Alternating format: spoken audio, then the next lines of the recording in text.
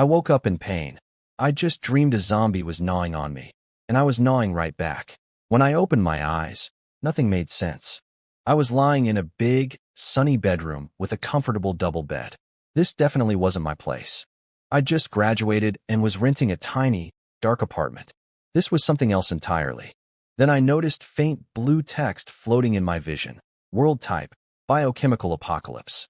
Task, survive 7 days. Time until apocalypse, 3 hours 15 minutes. So yeah, I transmigrated. Good news. I crossed into another world. Bad news. That world was about to end. I used to daydream about transmigrating, but I never signed up for a zombie apocalypse. The system wasn't the chatty type. No answers, no hints. But the task was clear: survive 1 week, maybe get back to reality. I didn't want to die. If I could, I'd live another 10,000 years. I knew the drill from novels and movies. Once the apocalypse hits, society collapses, supplies run out, and people get desperate. A loaf of bread could be worth someone's dignity. The timer kept ticking down, and even a lazy guy like me started feeling the pressure. I needed to prepare. So I made my move. I rolled over and enjoyed the bed for 9 more minutes. Hey, 3 hours is 3 hours. After wasting another half hour, I finally dragged myself up and checked the apartment. 2 bedrooms, about 100 square meters, 7th floor of some fancy building. The fridge had maybe 2 days' worth of food. I found a phone that my fingerprint somehow unlocked. The bank account had 3,636 yuan. Not a fortune, but enough for starting supplies. At least this game gave me some seed money.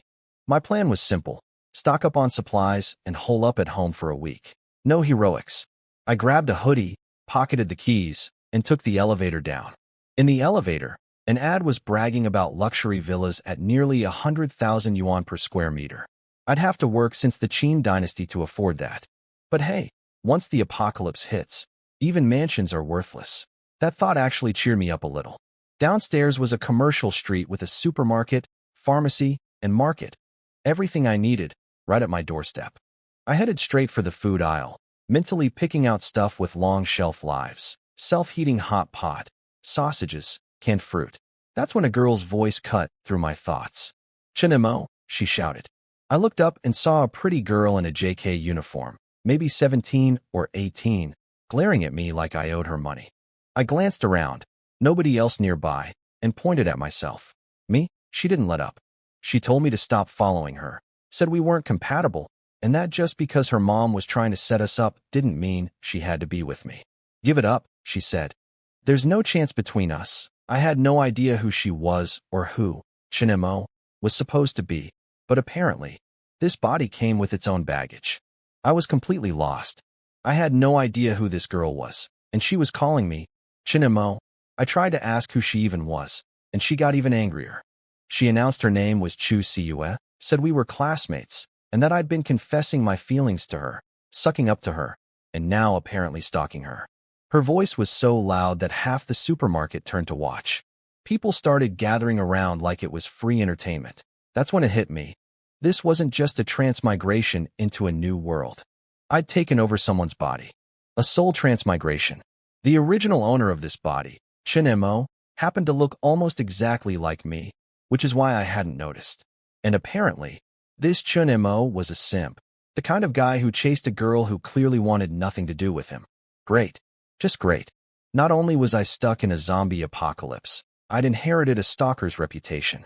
She asked me why I was here if I wasn't following her. She pointed out it was Wednesday, a school day, and she was only home because she'd taken the day off. So what was my excuse? I had nothing to say to that. The crowd was already whispering, calling me a creep, a desperate simp, a stalker. Normally, this would be a lose-lose situation. Explain yourself, and you just dig a deeper hole. Stay silent, and you're socially dead. But I'm not normal. I don't fear social death. I laughed. Everyone looked at me, confused. Chu Siyue frowned and asked what was so funny. I looked her straight in the eyes, put on my most pained expression, and said in a heavy voice, "You've got the wrong person. My family name is Chun, yes, but my name is Ping'an. My mother named me that."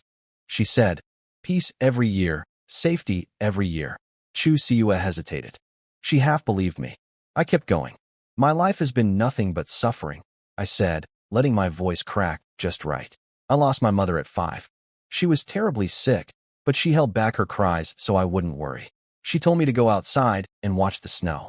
When I came back, she was gone. The crowd gasped. Chu Siua looked shaken. My eyes even had tears in them. Not from acting, mind you, but from the yawn I'd had earlier after my nap. Lucky timing. She was starting to believe I really wasn't her classmate, just someone who looked like him. After all, who could make up details like that on the spot? I kept walking slowly toward the exit, my back to everyone, voice still carrying that tragic tone. I, Chen Pingan, had my supreme bone dug out as a child, lost all my battle chi as a teenager, my destined porcelain shattered, my clan was destroyed, my childhood sweetheart died blocking a tribulation. For me, the woman I loved was defiled by villains, and in the end, I discovered my entire world was a giant lie. But the world may be fake. Love is real. Everyone went silent. Then confused. Supreme Bone? Battle Chi? What was I even talking about? By the time they realized I'd been stringing together plots from every novel I'd ever read, I was already at the supermarket exit. I burst out laughing, shouted something dramatic about heaven never blocking a man's path, and broke into a full sprint. Nobody could catch me. Running fast is my one real talent. The crowd cursed and scattered. Chu Siua stood there alone, face flushing red and white, furious at herself for almost falling for my nonsense. Though apparently her mother had once mentioned that Chen Mo really was an orphan, so that part accidentally had some truth to it. Once I confirmed nobody was chasing me, I pulled my hood up, turned around, and casually walked right back. The most dangerous place is often the safest, and I still had supplies to buy. I walked right back into the supermarket with my hood up, and nobody recognized me. Most people don't pay attention to strangers anyway, and nobody expected me to come back. I grabbed a shopping cart and headed for the food section. That girl's little scene had cost me time. Only about 2 hours left until the apocalypse. I was annoyed. I'd thought she might be some important character, but she turned out to be so easy to fool. Also, I'd been waiting for the system to kick in and help me during that confrontation, like systems always do in novels. Nothing. This useless system didn't even flinch.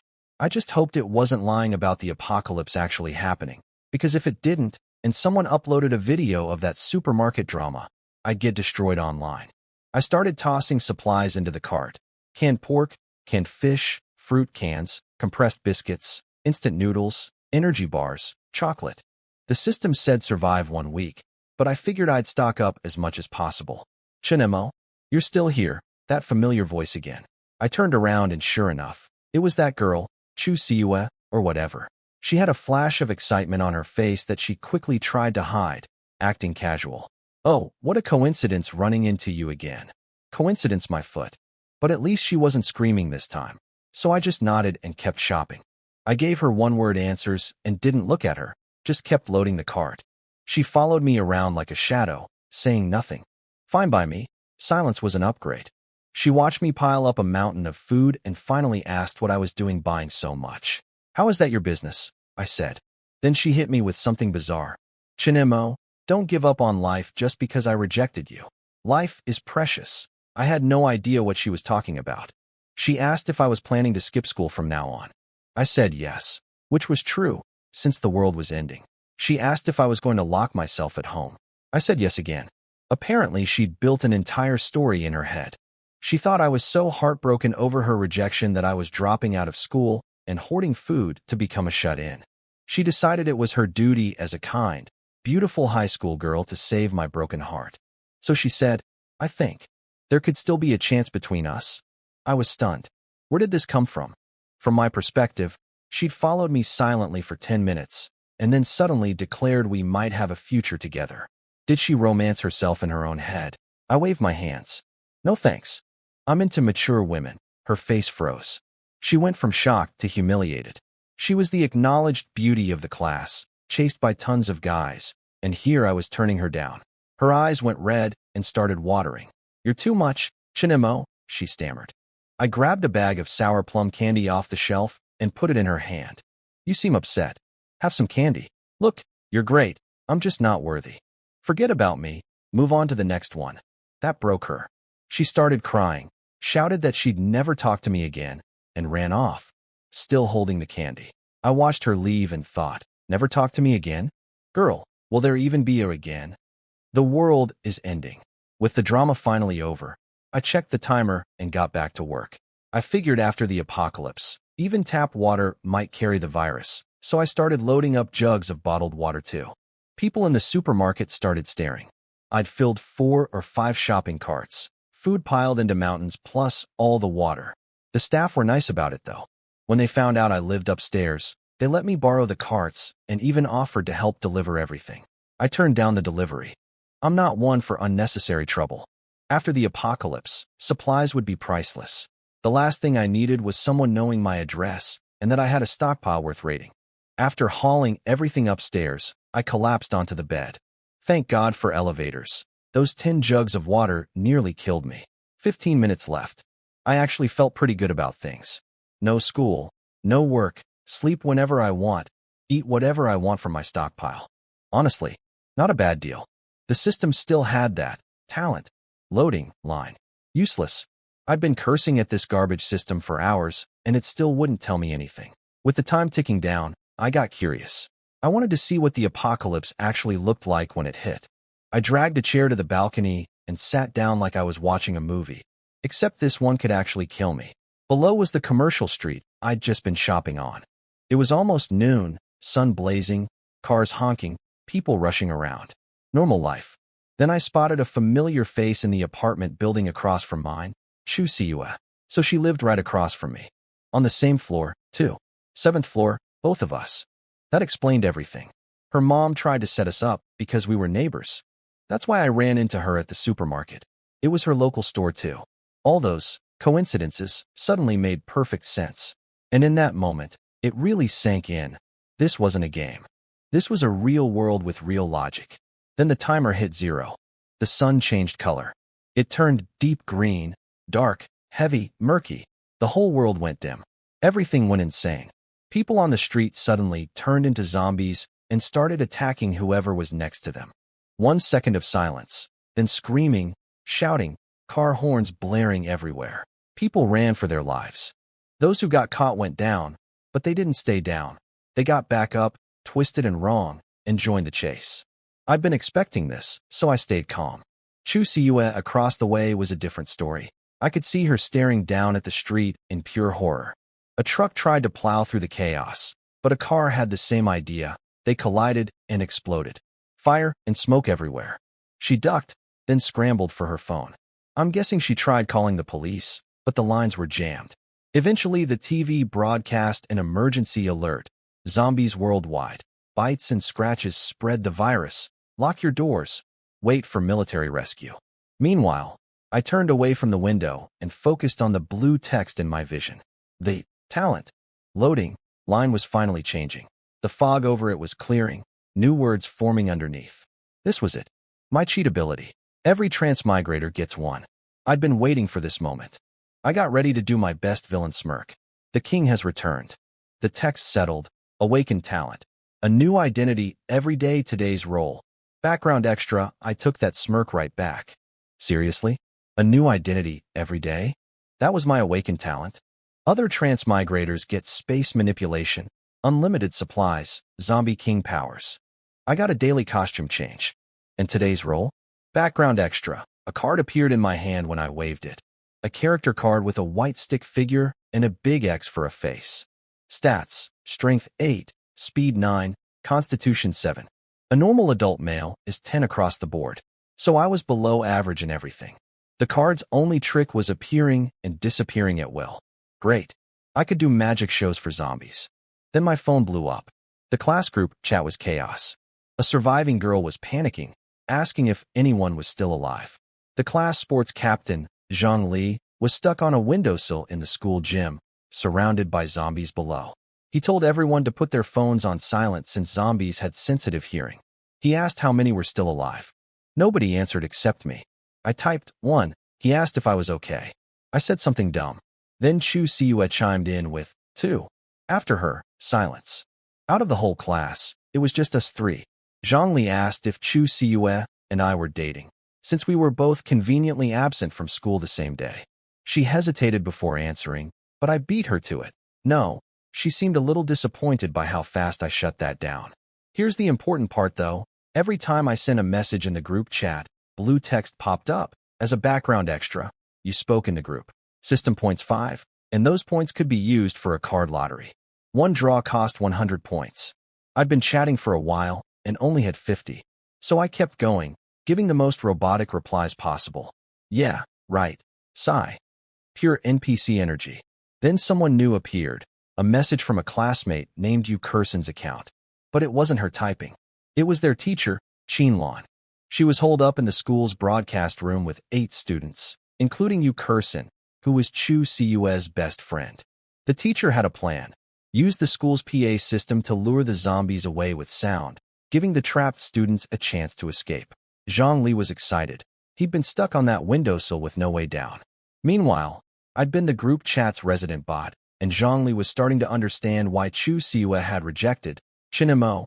The guy looked decent and lived next door to her, but his conversation skills were brain dead. When the teacher posted her plan, I typed, "Got it, teacher. I'll definitely seize the opportunity." Zhang Li was baffled. He was the one at the school, not me. What opportunity was I seizing from my couch? He went to reply, but his message failed to send. The signal had cut out. Less than an hour into the apocalypse, the internet went down. I looked at my phone and shook my head. It was only a matter of time before water and electricity followed. Decades of human progress, all about to rewind. Not that it mattered to me. I had plenty of supplies and no reason to go outside. The security door was humanity's greatest invention as far as I was concerned. The only downside, no more group chat meant no more system points. That stung. Over at the school, teacher Chen Lan was still going ahead with her plan to use the PA system to lure zombies away and help any survivors escape. Across the hall, Chu Siue was lying on her bed staring at the ceiling, overwhelmed. First, Chen Mo had turned cold and strange, then the whole world fell apart. She couldn't reach her mom by phone. Online, before the internet died, she'd seen close-up videos of zombies. White eyes, twisted limbs, terrifying faces. She was scared out of her mind. Around 1 in the afternoon, her stomach growled. She'd missed lunch. She gathered every bit of food in her apartment and laid it on the table.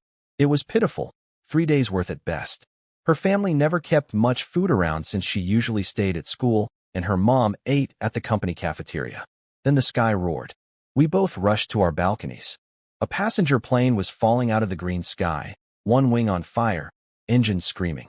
It slammed into a skyscraper in the distance. The building collapsed. The explosion was so loud it made my ears ring, even from far away. The zombies heard it too. Every single one nearby started sprinting toward the crash site. I'd thought staying home behind a security door meant I was safe. But a crashing airplane doesn't care about doors. Luckily, the odds of a plane falling on my exact building were slim. Probably wouldn't happen twice. The world was falling apart fast. No internet, planes dropping from the sky. Everything racing toward destruction. But what can you do? I decided to eat. I'd bought some perishable luxuries with my leftover money, stuff that would spoil once the power cut out. So I figured I'd enjoy it now. I fried up a steak, opened a bottle of red wine, and sat down to the best meal I'd had since transmigrating. Back in my old life, I survived on budget meal deals. This was a treat. Meanwhile, Chu Siue was across the way gnawing on a dry piece of bread, calculating how many days she could stretch her food. I was sipping wine, humming a tune, living my best apocalypse life. I turned on the TV hoping for entertainment, but every channel was just emergency warnings and zombie analysis. Boring. So I took my wine glass to the balcony and watched the street below. The plane crash had drawn most of the nearby zombies away, so the streets were quieter than before. Some brave soul saw the opening and made a run for it. Bold move. Then I heard a scream, and that was that. Hesitate and you lose. Act bold and you die anyway. The old sayings really don't lie. I slept straight through to nighttime. People say waking up alone in the dark is depressing. City lights glowing everywhere, but none of them for you. Me? I was just annoyed at how fast the day went. I'd barely finished lunch and already had to think about dinner. I stepped out onto the balcony. The night sky looked normal at least, plain black, not that eerie green. The streetlights were on, but the streets had no people, only wandering zombies. Every building around me was dark. Nobody had their lights on. Maybe because nobody was left. I glanced at Chu Siyue's apartment across the way. Dark too. No idea if she was still alive. Explosions echoed from distant parts of the city. Someone out there was still fighting to survive. I turned on my lights. In all that darkness, my apartment must have looked like a lighthouse. Over at the school, teacher Qin Lan was still in the broadcast room with her group of students.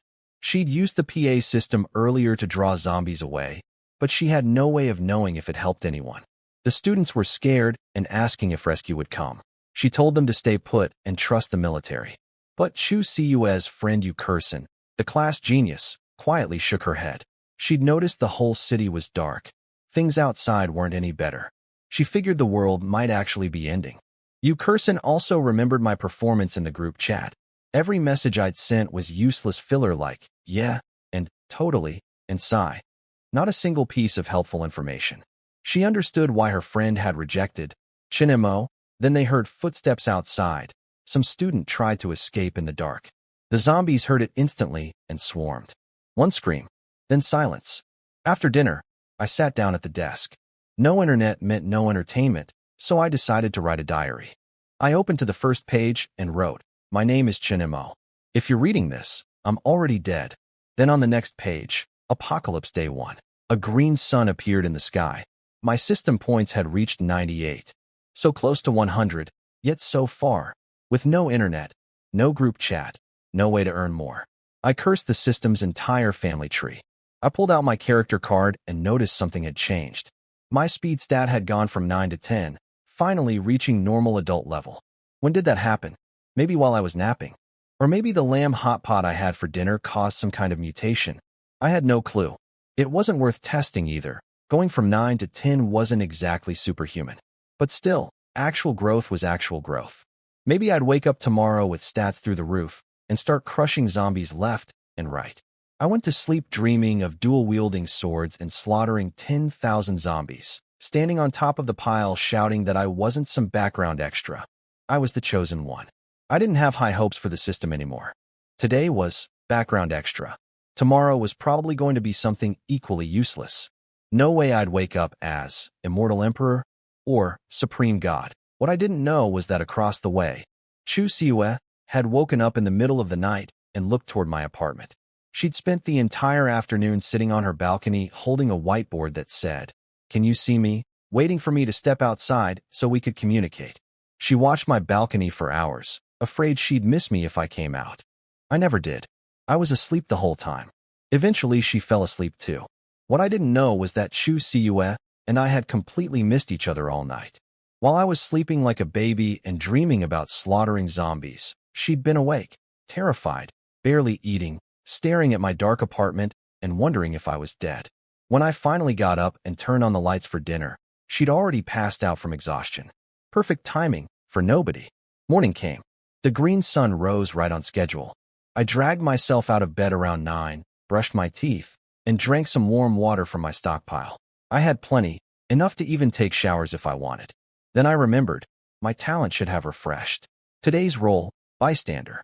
I wasn't even surprised. Yesterday was background extra, today was bystander.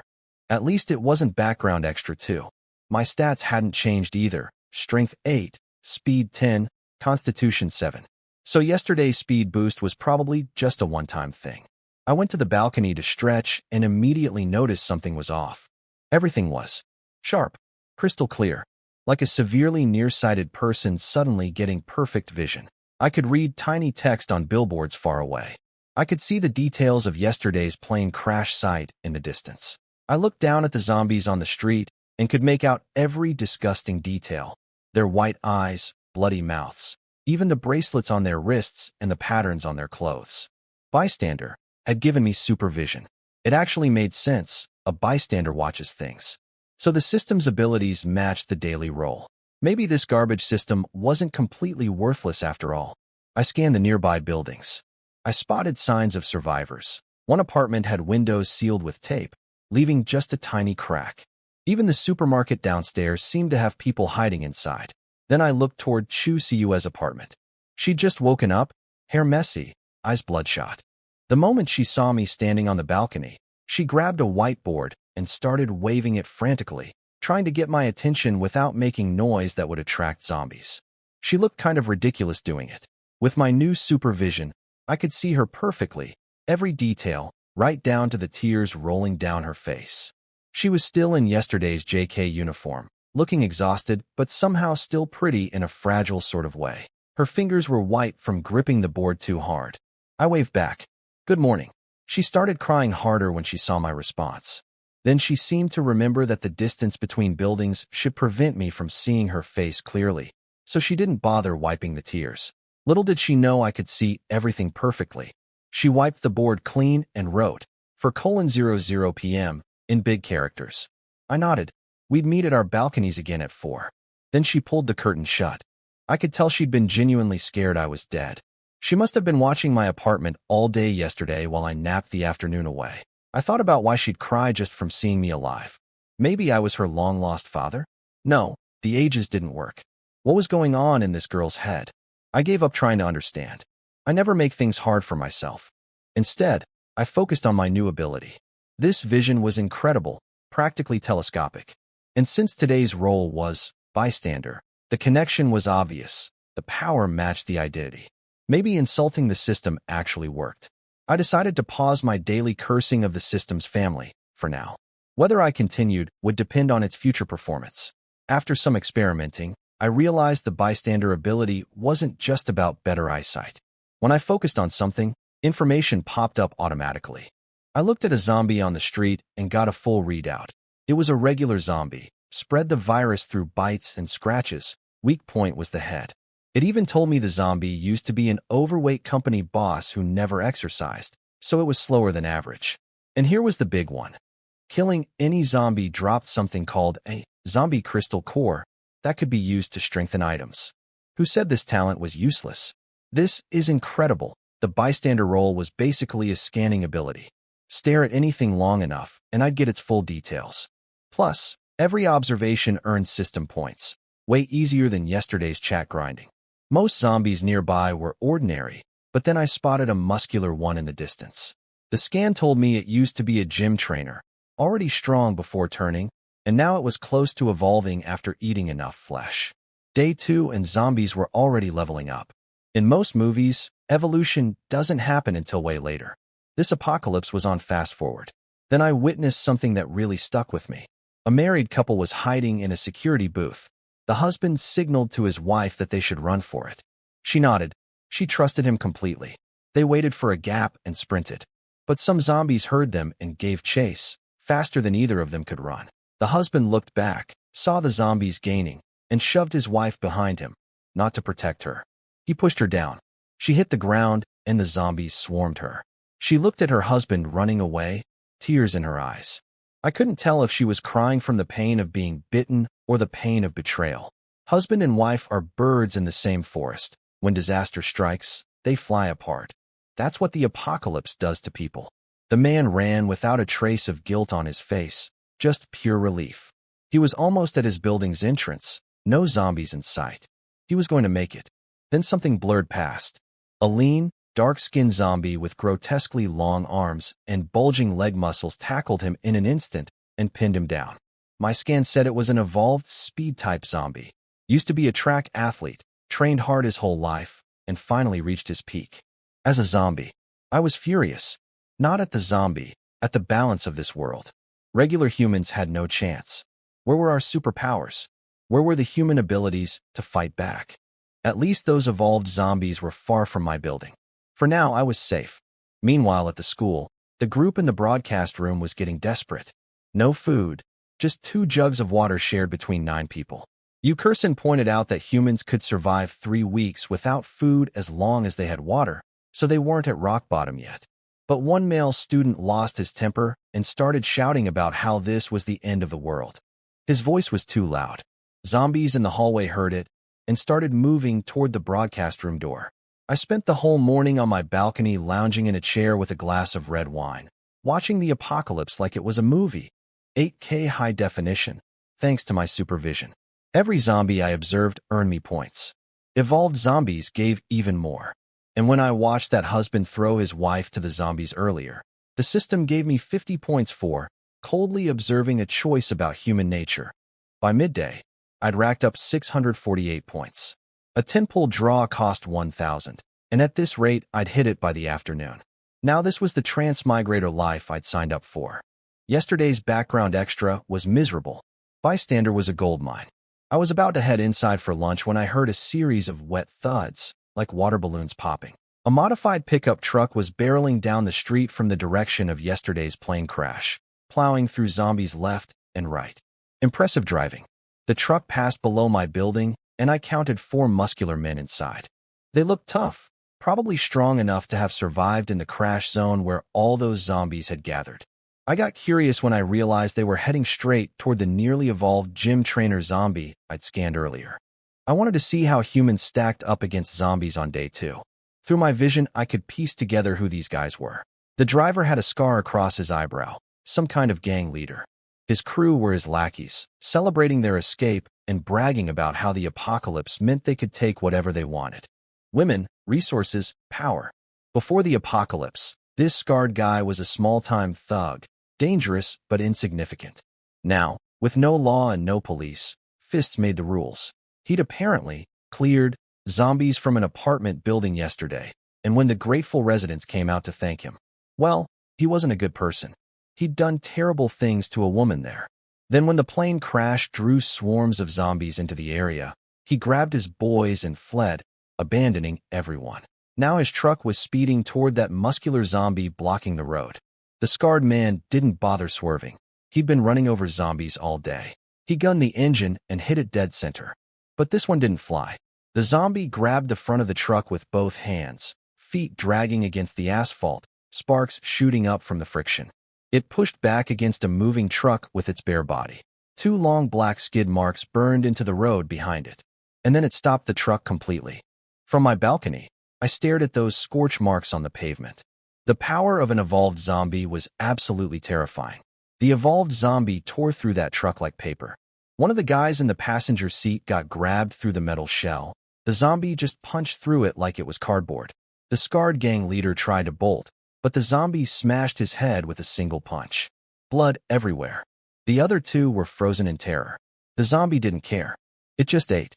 The system gave me 100 points for watching a regular zombie evolve into a strength type, and another 32 for witnessing the downfall of those thugs. So zombies evolved by eating humans. Good to know. I thought those guys might have had some kind of ability since they'd survived the crash zone. But no, they died like stray dogs kicked aside on the road. Well, nothing I could do about it. Time to eat. Problem was, I hadn't washed either of my pots from yesterday. Steak lunch, lamb hot pot dinner, both pots dirty. My cooking wasn't great anyway, so I went with a self-heating hot pot. Tastes decent, no dishes to wash. Afterward, I tossed the trash off the balcony. Technically, that's illegal, but who's going to find me? The zombies? Then I took another nap. The green sunlight was actually quite pleasant, warm but not harsh. I slept beautifully. My daily routine had already settled. Eat, sleep, eat, sleep. The lazy man's apocalypse. I woke up at 5 in the afternoon and immediately remembered. I'd agreed to meet Chu Siua at 4. Oops. I went to the balcony, and there she was, glaring at me with puffed-up cheeks. She'd cleaned up since morning, fresh clothes, washed hair, looking much better. She scribbled on her whiteboard. Where were you? I held up my phone with big text. Overslept. Through my supervision, I could see her grinding her teeth. She'd been waiting and worrying again. She asked what I was doing yesterday afternoon too. Sleeping, I answered, completely unapologetic. She couldn't believe it. How could anyone sleep through an apocalypse? She asked how I managed to fall asleep in that situation. I looked at her with genuine sympathy and typed. Did you start talking later than other kids? She stared at it, confused for a second, then realized I was calling her stupid. She pulled the curtain shut and disappeared. In my mind, I figured my question must have hit a nerve. Maybe she really did have some kind of issue. That would explain why she accused me of stalking her yesterday. Poor girl, cute face, sad story underneath. I stayed on the balcony and kept observing the apocalypse, stacking up points. The bystander role was a goldmine compared to yesterday. What I didn't know was that Chu Siua peeked through her curtain a while later and saw me still sitting there. She assumed I was waiting for her, feeling guilty about standing her up. She decided to forgive me, but not until tomorrow. She'd make me sweat. She also realized she'd eaten too well at lunch out of sheer happiness from seeing me alive, and now her remaining food would only last a day and a half. She envied my stockpile but had just sworn to ignore me, so she was stuck in a dilemma. As night fell, two apartments glowed in the sea of dark buildings, mine and hers, like two lighthouses facing each other across the water. My points had climbed to 1,356. I rubbed my hands together. It was finally time to pull some cards. Finally, after grinding points all day, it was time to pull some cards. I had 1,356 points, enough for 13 draws. I decided to test with a single pull first. The draw interface was hilariously cheap-looking, like a mobile game that couldn't afford an artist. But when I hit the button, a galaxy of colorful cards exploded across my vision. Red, orange, yellow, green, blue, purple, swirling together like a river of stars. So that's where the budget went. The galaxy settled. My result: thanks for playing. Are you kidding me? You're supposed to be a powerful system, the kind that makes protagonists unstoppable. And you have a thanks for playing option? I went all in. 10 pull. The card galaxy spun again. First card, thanks for playing. Second, thanks for playing. Third, fourth, fifth, all the same. I was in agony. On the sixth card, something different appeared. A stat card. I checked it immediately. White quality. Effect. Adds 10 attribute points. 10 points was roughly an entire adult male's worth of stats. That was huge. The remaining cards were mostly more thanks for playing, but I got a second stat card too. 2 out of 11 pulls. Not bad. Here's the surprise. Those thanks for playing cards weren't actually empty. Each one was a great quality item card that generated random basic supplies. I used one, and a whole box of instant noodles materialized on my living room floor. Sour pickled cabbage flavor. Not bad at all. Now for the main event. I used the first stat card and put all 10 points into strength. Heat surged through my body. I had to strip down to my underwear as my muscles and bones tore apart and rebuilt themselves. 15 minutes later, I looked down at a completely different body, lean but sculpted, like a work of art. My strength jumped from 8 to 18. I tested it on the marble coffee table in the living room and lifted one corner without much effort. I was approaching pre-apocalypse human limits. I used the second stat card on strength too. This time my body ballooned, muscles doubling in size, height shooting toward 2 meters. Then the system compressed everything back down, reshaping me into something beyond human. When it finished, I looked the same as before on the outside, slim and normal. But underneath, I was a monster. My new stats: strength 28, extremely strong, speed 12, above average, constitution 13, above average. Strength boosted the other stats too, so stacking everything into one attribute was the most efficient choice. I tested the coffee table again and lifted the whole thing easily with one hand. I had enough points left for 2 more pulls. The first gave me another thanks for playing. About an 80% drop rate on those, I figured. Basically a free supply crate each time, so not terrible. Last pull. The galaxy spun one final time. I got a revival card. A revival card. Purple quality, the highest I'd seen. Effect. When the user dies, they resurrect at full health at a pre-selected location. I could even choose my respawn point in advance. System, I'm sorry for everything I said about your family. You're my best friend. My brother. I set my apartment as the revival point. For the first time since arriving in this world, I felt truly safe. What's safer than coming back from the dead? I wrote in my diary, turned off the lights, and went to sleep genuinely excited about what tomorrow's identity would be. Day 3. I woke up at 7, early for me.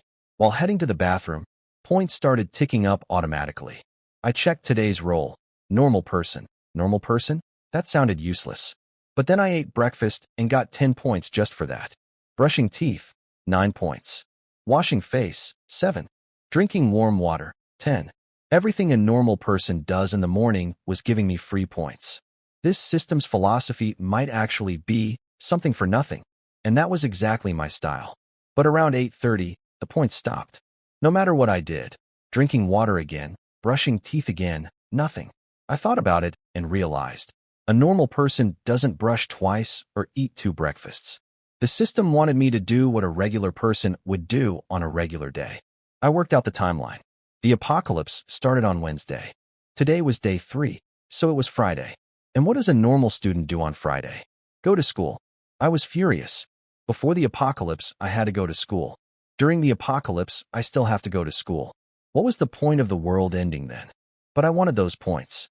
So at 8:50, I suited up, school uniform, arms wrapped in textbooks for bite protection, a helmet on my head, and a kitchen knife in my hand. My stats were strength 28, speed 12, constitution 13, plus a revival card equipped. If I died, I'd just respawn at home. Not ideal, but not permanent. I crept through the streets toward the school, keeping as quiet as possible. Then a plastic bottle blew across the ground toward me. The noise attracted zombies. I gripped my knife, ready to test my new strength. But the zombies walked right up to within 3 meters of me and turned away. They just shuffled off in another direction like I wasn't there. The system message explained it. As a normal person, you and a pedestrian gave way to each other. 7 points. Pedestrian. It called the zombie a pedestrian. That's when it clicked. Normal person didn't just mean I was normal. It meant the whole world around me was normal, too. To the zombies, I was just another person on the street. To the system, they were just pedestrians. I was normal, so the world was normal. The zombies couldn't even see me as prey. The world had officially gone insane. I was strolling through streets packed with zombies like I was walking through a park. Every zombie that got close just stepped aside politely, like pedestrians making way on a sidewalk. I kind of wanted to test my new strength. 28 points, triple a normal person, but it felt rude to attack someone who wasn't attacking me. I'm a polite guy, just a bit antisocial. I remembered from yesterday's bystander scans that killing zombies dropped crystal cores that could strengthen items. I found some already dead zombies from yesterday's truck rampage and split their heads open with my kitchen knife. With my strength, it was like cutting fruit. I pulled out the cores, gray-white stones, nothing special looking, and crushed them onto my knife. Each one made the blade sharper and repaired the edge. After 9 upgrades, I had a seriously deadly kitchen knife. I checked the time. Past 9. I needed to get to school for those normal person points. Down below my building, in the supermarket where I'd stocked up before the apocalypse, a group of survivors was watching me through a crack in the boarded-up windows. 5 men who'd fought their way through the store's zombies and claimed it as their base. They were stunned. A student in a clean uniform walking among zombies without a scratch. They debated whether I was an asymptomatic carrier, a higher-level zombie, or proof that zombies had mutated and stopped eating people. They also noticed 2 apartments with lights on the 7th floor the night before, mine and CUS. I found an unlocked mountain bike on the street. Its owner had been bitten before they could lock it. I made up a sad story about rescuing the lonely bike, hoping the system would give me points for being a good normal person. The system didn't buy it. Our friendship was fading. Along the way, I ran into my old acquaintances, the strength-type evolved zombie, a hulking iron-skinned giant over 2 meters tall, and the speed-type one-eyed called the dark-skinned track athlete, lean with explosive leg muscles. I said good morning to the big one. It ignored me and walked away. How rude, I muttered. I scanned it. Strength 30, speed 11, constitution 15. Stronger than me. I'll let you off this time. The speed zombie reeked of rotting meat. I told it to work on its dental hygiene. It didn't respond either. I scanned it. Strength 12, speed 30, constitution 15. Also too strong. I'll spare you too. Then I hit a narrow alley blocked by several zombies. My bike couldn't get through. I scanned them. All ordinary types. Strongest one only had 15 in strength. Way below my 28. Sorry, I said quietly. I'm actually not in the business of letting things go. They died fast. Knife up, knife down. 3 quick swings. I felt refreshed afterward, like clearing a blocked drain. I flicked the blood off my blade and pedaled away. What I didn't notice was a beautiful woman in a traditional dress watching the whole thing from a second-floor window in that alley, staring at me in shock. What I didn't know was that a woman had been watching me from that alley. Her name was Shui Qingqiu, an internet celebrity who did traditional-style cosplay videos. She looked like an ice-cold fairy, but was actually gentle and a bit airhead, and loved cooking. She'd come back to her hometown for a break and got trapped when the apocalypse hit. Her place was on the 2nd floor with the curtains mostly drawn, and she'd been observing the streets for days. She'd seen ugly things. A group driving a bus had women on board with dead eyes. while the men did whatever they wanted. She understood then. The apocalypse wasn't just about zombies. It was about the collapse of everything that kept people civilized. With her looks, whatever kindness the old world gave her, the new world would return as cruelty. She watched me cut through those zombies like it was nothing and considered calling out, thinking she'd be safe with me. But she hesitated. In this world, even a kid in a school uniform could be a wolf in sheep's clothing. So she stayed quiet. I reached the school around 10. As a normal person, you arrived late to class. 20 points. Fair enough. Who hasn't overslept, right? The moment I stepped inside, I understood why people said schools were hell mode in the apocalypse. Thousands of students meant thousands of zombies. As soon as my footsteps echoed in the hallway, a horde came rushing at me, snarling, mouths stained like they'd been eating too much dragon fruit. But just like outside, they lost interest the second they got close. They couldn't see me as a target. Since the hallways were narrow and they had to avoid me, the zombies ended up pressing against the walls on both sides, like students being punished by a teacher standing in a line. I stopped, turned around, and smiled at them. "Good morning, classmates," my voice echoed through the building. More zombies came running, heard me, and joined the wall-standing lineup. The system gave me 30 points for politely greeting my classmates. Up in the broadcast room, one of the surviving girls thought she heard someone talking. Another girl told her she must be imagining things. Nobody could be out there talking with all those zombies around. The hope in her eyes faded. Teacher Chen Mo couldn't say anything comforting either. Their group had shrunk from 9 to 4. Yesterday, the student named Wang, the one who'd been agitated, had suddenly turned. His eyes went red, his joints twisted with cracking sounds, and he attacked 2 other male students before anyone could react. Nobody had expected someone to turn without being bitten. By the time the chaos ended, 5 people were gone. Only Chen Mo, Yu Kursin, and 2 other girls remained. Yu Kursin was still thinking clearly despite everything. She tried to figure out what had infected that student, but lacked information. They'd been trapped in one small room for 3 days with no food and almost no water. She knew that once people lost hope, they'd mentally break down. That's why she didn't tell the girl the truth, that hearing voices in a zombie-infested school was almost certainly a hallucination. Meanwhile, I was wandering the teaching building, reading classroom signs. Grade 1 Class 2. Grade 1 Class 3. Where the hell is Grade 3 Class 4? I walked through the hallways of the teaching building. Blood everywhere. I could picture what had happened. Students turning mid-step, biting their classmates. Chaos erupting under that green sun. Most survivors who made it probably ran downstairs out of instinct, like fire drills taught them. Bad move. Downstairs meant crowds, and crowds meant a zombie buffet. I finally found Grade 3, Class 4 on the 4th floor. The broadcast room was right next door. I pushed open the classroom door, and about a dozen zombies shuffled toward me, then slowed down and backed off as usual. "Excuse me, class is starting. Move aside." I talked to them like they were real students. Maybe the system would give me points. It didn't. I found a clean desk, sat down, and put my knife beside me. The desk was piled with textbooks, physics, biology, chemistry. I couldn't understand any of it. I graduated already. That knowledge was returned to the teachers long ago. I grabbed a Chinese literature book instead. As a normal person, you're in class reading literature while slacking off. 20 points. But I couldn't focus. The zombie classmates kept bumping into desks and groaning. It was like having the noisiest kids in school surrounding me constantly. "Hey, you're being really rude. Some of us are trying to study here." They didn't stop. So I picked up my knife. A few quick swings later, the classroom was quiet. As a normal person, you bravely stood up to classmates who were disrupting others' learning. 30 points. I couldn't believe that worked. Then I thought, if I threw the bodies out the window, would that count as cleaning the classroom? I found rubber gloves, grabbed the corpses, and tossed them out the 4th floor window one by one. Easy with 28 strength. As a normal person, you took responsibility for classroom hygiene. 50 points. 50 points. Now this was a proper learning environment. Next door in the broadcast room, one of the surviving girls asked if anyone else heard strange sounds. Yu Kursin worried the girl was hallucinating from despair, a dangerous sign, since hopelessness spreads. But then teacher Chen Mo pressed her ear to the door and heard it too. Heavy thuds, one after another.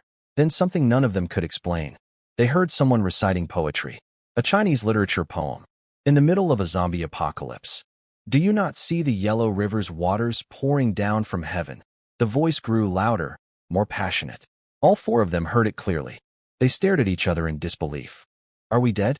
Is that why we're hearing this? If I'm dead, then I'm finally free. Mom, Dad, I miss you. Chen Lan's heart ached for these girls. But even she was baffled. Meanwhile, the zombies weren't confused at all. They heard the noise and came running from every direction. Hundreds of them poured through the narrow hallways, footsteps thundering like a downpour on a tin roof. The water in the broadcast room's jug was shaking from the vibrations. The four survivors finally understood. This wasn't a hallucination. Someone was actually out there, surrounded by zombies, reciting classical poetry at full volume. Is he insane? Making one last stand before he dies? Nobody answered them. Just my voice, getting louder and more dramatic. Life should be lived to the fullest while you can. Together we shall drown 10,000 years of sorrow. I was having the time of my life. That poem I'd been forced to memorize in school. I finally understood it. Back then I was just cramming for exams. Now, in another world on the edge of destruction, the words actually meant something. I stepped out of the classroom. The hallway was packed with zombies, all drawn by my voice, all unable to touch me. I looked at them and smiled. So, you all came to hear me recite too. Reciting that poem earned me 50 points. The system was rewarding me for being less normal, maybe. I'd seen too much in just 2 days. A husband sacrificing his wife, thugs preying on survivors, zombies evolving. I wasn't really a normal person anymore, even if the system still called me one. I looked at the crowd of zombies gathered in the hallway. Thanks for coming, everyone. You can leave now. They couldn't understand me, obviously. They just kept shuffling closer, but couldn't actually reach me thanks to the normal person effect. So I pulled out my knife. I'd figured out the rules by now. Under normal person status, zombies only fought back when I attacked them directly. The others wouldn't help, just like how regular people wouldn't jump in if they saw a stranger defending themselves against an attacker. So I only ever faced one zombie at a time. With my strength at 28, it was effortless. One swing, one kill. I got better with each one, learning to hit the skull at exactly the right angle to crack through to the crystal core. Every kill strengthened my knife further. The blade got sharper, my cuts got faster, blood flowed like a stream. When I finally stopped, there wasn't a single zombie standing in sight. My school uniform was still spotlessly white, not a drop of blood on me. Total domination. I checked my knife. Ultimate sharp kitchen knife. Enhanced 99 times. Reached maximum enhancement. Cuts hair on contact. Slices through iron like mud. Almost noon. As a normal person, I should head to the cafeteria. But first, I had something to do. I walked to the broadcast room next door and knocked. Inside, the four survivors had been losing hope.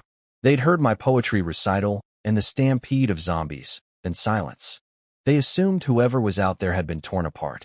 They were debating whether rescue would ever come, whether they were the last uninfected people in the world. 3 days without food. Spirits at rock bottom. Then they heard my knocking. Terrified silence. Then my voice. Anyone in there? Relief flooded through them. At least it wasn't a monster. Teacher Chen Lan cracked the door open, saw who it was, and yanked me inside. Chen Mo, both she and you Curson were shocked. The first thing I noticed when I walked in was, well, Teacher Chen Lan's figure was quite impressive. I coughed to cover my awkward staring. There were 2 other girls, Guo Rue and He Yuan, students from different classes who'd escaped here during the chaos. Chen Lan introduced us. By the way, teacher, I said. I changed my name. It's Jiang Chun now. She thought for a moment, probably figured the end of the world was reason enough for reinvention, and didn't push for details. She just smiled and quoted an old saying about leaving the past behind and starting fresh. Nice to meet you, Jiang Chun. The system loved this. Points for confiding in my teacher. Points for being introduced to schoolmates. Easy money. You Curson couldn't figure it out. How are you even here? Were you at school this whole time? No, I was home. Came to school today. Everyone stared at me blankly. One of the girls asked if I lived nearby. Not really. About 30 minutes by bike. They looked at me like I was speaking a foreign language. You biked to school? Through a zombie apocalypse? On day 3? 30 minutes? They asked how I got here. I told them the truth. Zombies were everywhere outside, no different from the school. They couldn't understand how I'd made it through. Teacher Qianlan stepped in and told everyone to stop pressing me, figuring I'd been through a lot and would share when I was ready. She was actually just being perceptive. The real reason was too weird to explain. Zombies treat me like a normal pedestrian. Isn't something you can just say with a straight face. And I hate complicated explanations. We sat in a circle on the floor. It looked like camping, minus the campfire and fun. Everyone's lips were cracked, faces pale. Then I noticed a smell. What's that stink? All four women went red in the face and looked away from each other. Turns out, the broadcast room was tiny and they had nowhere to use the bathroom. They'd been going in a corner. They'd originally had a second room with makeshift toilets, but when some students turned into zombies, that room was lost. 3 days, for women, 1 small room. I moved on quickly. Then they told me what happened with the student named Wang. Yukerson walked me through it. They'd started with 9 people, none bitten or scratched. On day 2, Wang suggested going out for food. Qianlan shut that down, too dangerous. But then Wang suddenly turned anyway.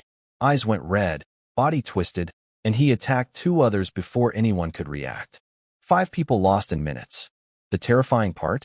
Wang had no wounds, no bites, no scratches, no blood on him. He'd transformed on his own. Yukerson started analyzing it like a scientist. She explained that zombie virus transmission had several factors: how it spreads, how fast, infection rate, death rate, and incubation period. She pointed out that the virus probably didn't spread through air, since otherwise everyone would already be infected. So Wang must have been contaminated some other way. The system actually gave me 20 points for having the class genius tutor you. Knowledge was being force-fed into my brain against my will. Then one of the girls, Guo, mentioned she'd seen Wang holding a round grayish stone in his hand the whole time. I pulled a zombie crystal core from my pocket. This kind of stone? Yes. Exactly that. I almost laughed. I explained to everyone that this was a zombie crystal core, extracted from zombie skulls. It could be used to strengthen objects, but apparently not to eat. If I had to guess, I said, this Wang kid watched too many superhero movies and thought swallowing this thing would give him superpowers. The room went silent. That one moment of stupidity had cost 5 people their lives. Everyone gasped when they realized what had happened with Wang. He'd swallowed a zombie crystal core whole, thinking it would give him superpowers like in a movie. Instead, the virus infected him from the inside out. No bite marks, no scratches, just pure stupidity. At least now everyone understood why he'd turned, and the broadcast room felt a little safer knowing there wasn't some mysterious airborne infection. Then Qianlan's stomach growled, breaking the silence. She tried to cover it with an embarrassed smile and poured me half a cup of water from their remaining supply. I wasn't thirsty. I had plenty at home, but she was being kind, and as a normal person, I shouldn't refuse a teacher's gesture. The system gave me 35 points for it. I watched the group while I drank. They were all leaning against the walls with their eyes half closed. 3 days without food. Since Wednesday noon to Friday noon, nothing but water. They had no strength left. There was teacher Qianlan, tall with an impressive figure. Yukerson, cold and beautiful, even covered in dust. The other 2 girls, Guo and He Yuan, were decent-looking too. All of them too exhausted to even notice me observing. Hey, I said, pulling them back from half-sleep. I've got a compressed biscuit here. Want some? Their eyes lit up like I'd announced Christmas. Qianlan could barely believe it. I unwrapped the biscuit, a cheap 4 yuan pack from the supermarket, peanut-flavored, split into 2 blocks. I broke it into pieces and handed them out, one by one, keeping nothing for myself. Guo and He Yuan shoved theirs into their mouths instantly, faces glowing with happiness. But Qianlan and Yukerson noticed the empty wrapper. I hadn't saved any. Why didn't you keep some for yourself? Qianlan tried to break her piece to share with me. I didn't really want it. I'd been eating steak in hot pot for 2 days, and the biscuit tasted rough to me. But I accepted a small piece anyway. For them, it was heaven. The nutty flavor, the crunch, the wheat fragrance. After 3 days of nothing, that one bite was the greatest meal of their lives. They licked their lips, wanting more. The mood shifted completely. People were smiling, cracking jokes, saying they'd been ready to chew the furniture. One bite of food, and suddenly the apocalypse didn't feel so hopeless. Qianlan sat down next to me with a warm smile. We're so lucky you came, Jiangchen. I really didn't know what we were going to do. I thought for a moment. Actually, teacher, I came here for a reason. Teacher, I came here to attend class. Chen Mo stared at me. Yu Kursen stared at me. Everyone stared at me. Yu Kursen had already been suspicious about how I'd gotten up to the 4th floor of a zombie-infested school. She decided I must have been here since the apocalypse started. There was no other logical explanation. She definitely wasn't going to believe in supernatural abilities, not after watching Wang die from the same kind of fantasy thinking. Chen Lan's reaction was pure sympathy. She decided I must have suffered so much psychological trauma that I'd snapped. But even mentally broken, I'd still shared my food. What a kind, damaged child. She pulled me into a hug, pressing my head against her chest to comfort me. I nearly turned into a zombie myself. Parts of me were already going stiff. I pushed away from her. Generous comfort, and bent over slightly to hide my situation. To explain myself, I unleashed the ultimate weapon, nonsense. About this situation, to put it simply, you understand what you understand, and what I mean is what I mean, and those who get it get it. Everyone's brain short-circuited. Good. That bought me time to straighten up. I grabbed my knife and walked toward the inner room door. Let me just demonstrate. They panicked. They thought I was going to release the zombies trapped inside. But halfway there I changed my mind. That room had been their toilet for 2 days. The zombies in there were probably covered in things I didn't want on my knife. I walked back toward the group, knife in hand. The 2 other girls backed up nervously. I tried the honest approach. After the apocalypse, my strength increased dramatically. Killing zombies is easy for me. But all that power amplified my desires. So to keep my humanity, I chose to live the way I did before the apocalypse. That's why I came to school. They were stunned but clearly didn't believe me. So you awakened a superpower. And your response is to attend class? Yu Kursen looked like she wanted to refer me to a psychiatrist. Chen Mo, bless her heart, actually tried to support me. Keeping your principles is admirable, Jiang Chun. And we can hold class right here. I'm your Chinese teacher. I don't even need a textbook. I appreciated her flexibility, but words weren't going to convince anyone. So I walked to the broadcast room door and pulled it wide open. Everyone's heart stopped. They frantically gestured for me to be quiet. Come look for yourselves, I said, not bothering to whisper. No zombies will come for a while. They were annoyed at me for talking so loudly. Then Chen Mo stepped forward and looked out into the hallway. She gasped and slapped her hand over her mouth. One by one, everyone came to look. The corridor was a slaughterhouse. Zombie corpses stacked along both walls, stretching from our classroom all the way to the end of the hallway. Every single one killed with a single clean cut. Only a narrow path remained down the middle. You were telling the truth? Yu Kursen looked at me with wide eyes. You really have powers? Yeah. I told you already. And you really came to school. To keep your principles?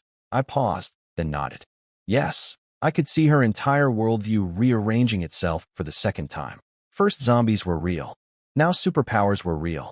And the guy who had them was using them to attend class. The broadcast room smells pretty bad, I said. Let's move to the classroom next door. I cleaned it earlier. Everyone followed me in a daze. The air in the classroom was much better. No bathroom smell at least. Yu Kursen connected the dots fast. The person reciting poetry earlier. That was you. Yeah. I was studying Chinese literature. I knew it. Who recites poetry while committing suicide? It's called literary spirit, I said. Did none of you pay attention in Chinese class? She gave me a look. Apparently, the class's worst student lecturing the top-ranked student and the Chinese teacher about literature was a bold move. Then Chen Mo asked what I was planning to do next. Don't tell me you're going to the cafeteria. You guessed it. You really can read people. Only Yu Kursen was calm enough to have a normal conversation with me. The others were still frozen, staring at the hallway full of cleanly slaughtered zombies. Even ancient war heroes couldn't have walked away unscratched from 100 fearless, pain-immune zombies. And my uniform was still spotless. Even Chen Mo had stopped trying to talk me out of leaving. Just, be careful out there, Jiang Chun. Don't get bitten or scratched. I nodded and headed out. Behind me, I heard them talking. If he's that strong, he probably has plenty of food, right? That was Guorue. Definitely. But his mind still seems a bit off. What kind of superpowered person goes to school during the apocalypse? Chen Mo gently corrected them. Maybe he's not the one with the problem. Maybe it's the world. Either way, he helped us. He gave us food and moved us to a cleaner, safer classroom. I didn't go to the cafeteria right away. Instead, I ducked into an empty classroom and pulled out my stack of, thanks for playing, cards. 9 of them, all gray quality. This was actually why I'd only brought one compressed biscuit with me. These supply cards were easy to get from draws, so I didn't mind using them freely. I activated the first one. A 10-liter jug of water materialized out of thin air. Can't eat water. Second card. A box of compressed biscuits appeared. I frowned. More biscuits? I just had one that Chen Mo insisted on sharing back. Not bad, but nothing compared to the steak and wine I'd been enjoying at home. Third card. A box of self-heating hot pot. Now we're talking. I poured some water from the jug into the hot pot pack and let the heating element do its thing. Tasted pretty decent. The system chimed in. As a normal person, you ate your own packed lunch in the classroom at noon. 20 points. Made sense. Even before the apocalypse, plenty of students skipped the cafeteria and ate in class. Some even broke school rules, ordering takeout delivery. Good news. The system counted eating in the classroom as normal behavior, so I didn't have to brave the cafeteria. 3 days into the apocalypse, whatever food had been there at lunch on Wednesday was definitely rotten by now. Plus, zombies wandering between the tables wouldn't exactly make for a pleasant dining experience. I looked at my remaining supply cards and the stuff they'd produced: a water jug, a box of biscuits, and a box of self-heating hot pots. I decided to bring it all upstairs. Helping classmates carry lunch was definitely a normal person thing to do. With 28 strength, hauling everything in one trip was nothing. I knocked on the classroom door. The 4 of them jumped up nervously. Any sound made people tense in the apocalypse. Once they heard my voice, they relaxed. Then they saw what I was carrying, and their faces lit up.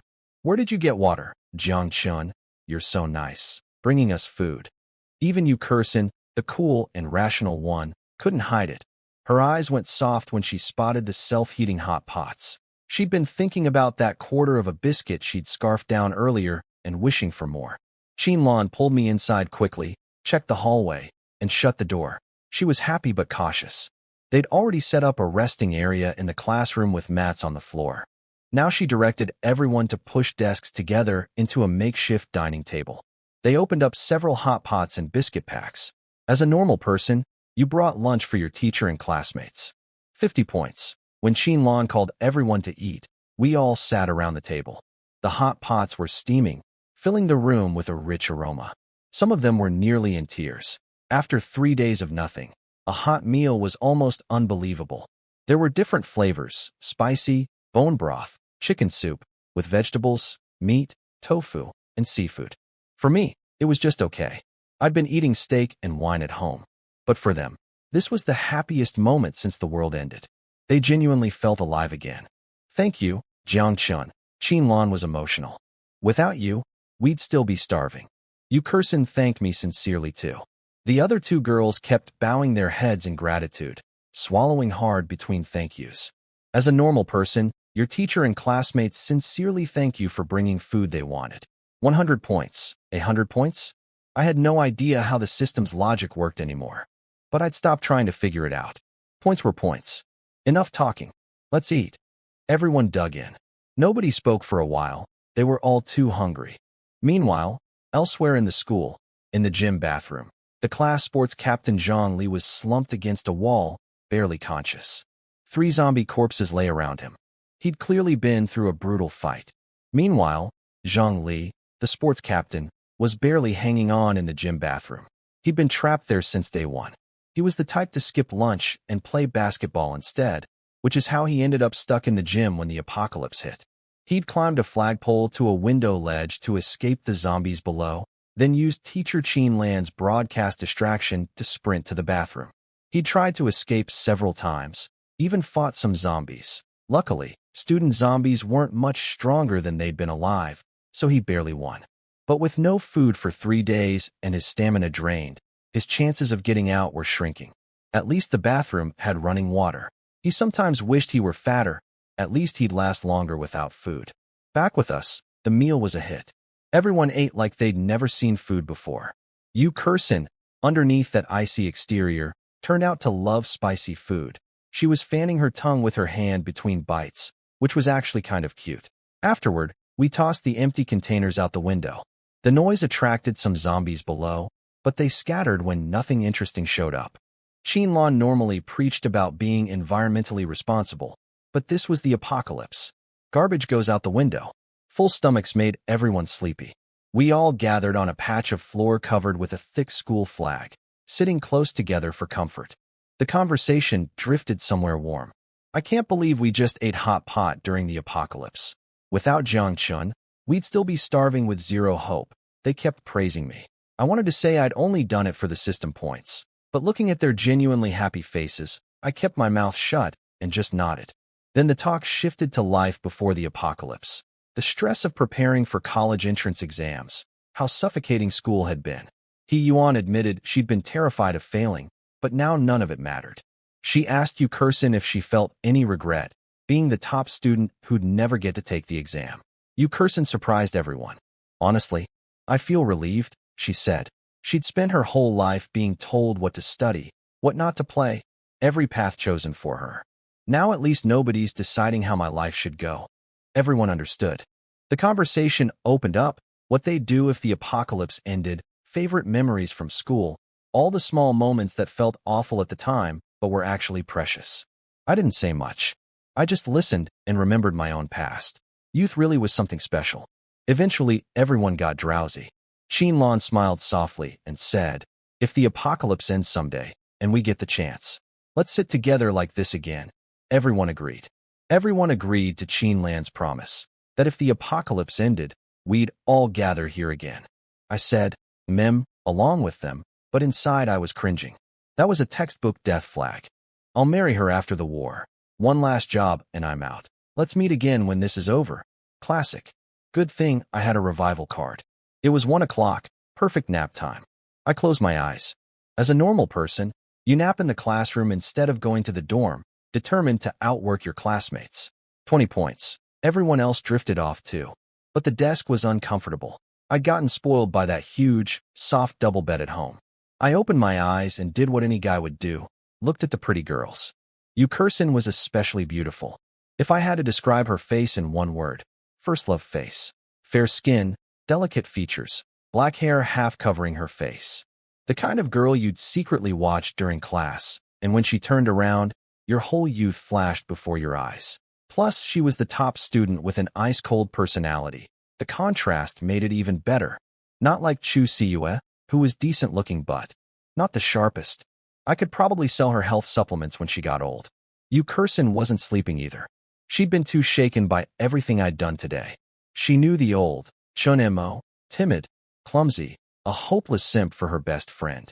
Now I was completely different, walking through zombie hordes without a trace of fear. She couldn't figure it out. She opened her eyes. We locked gazes.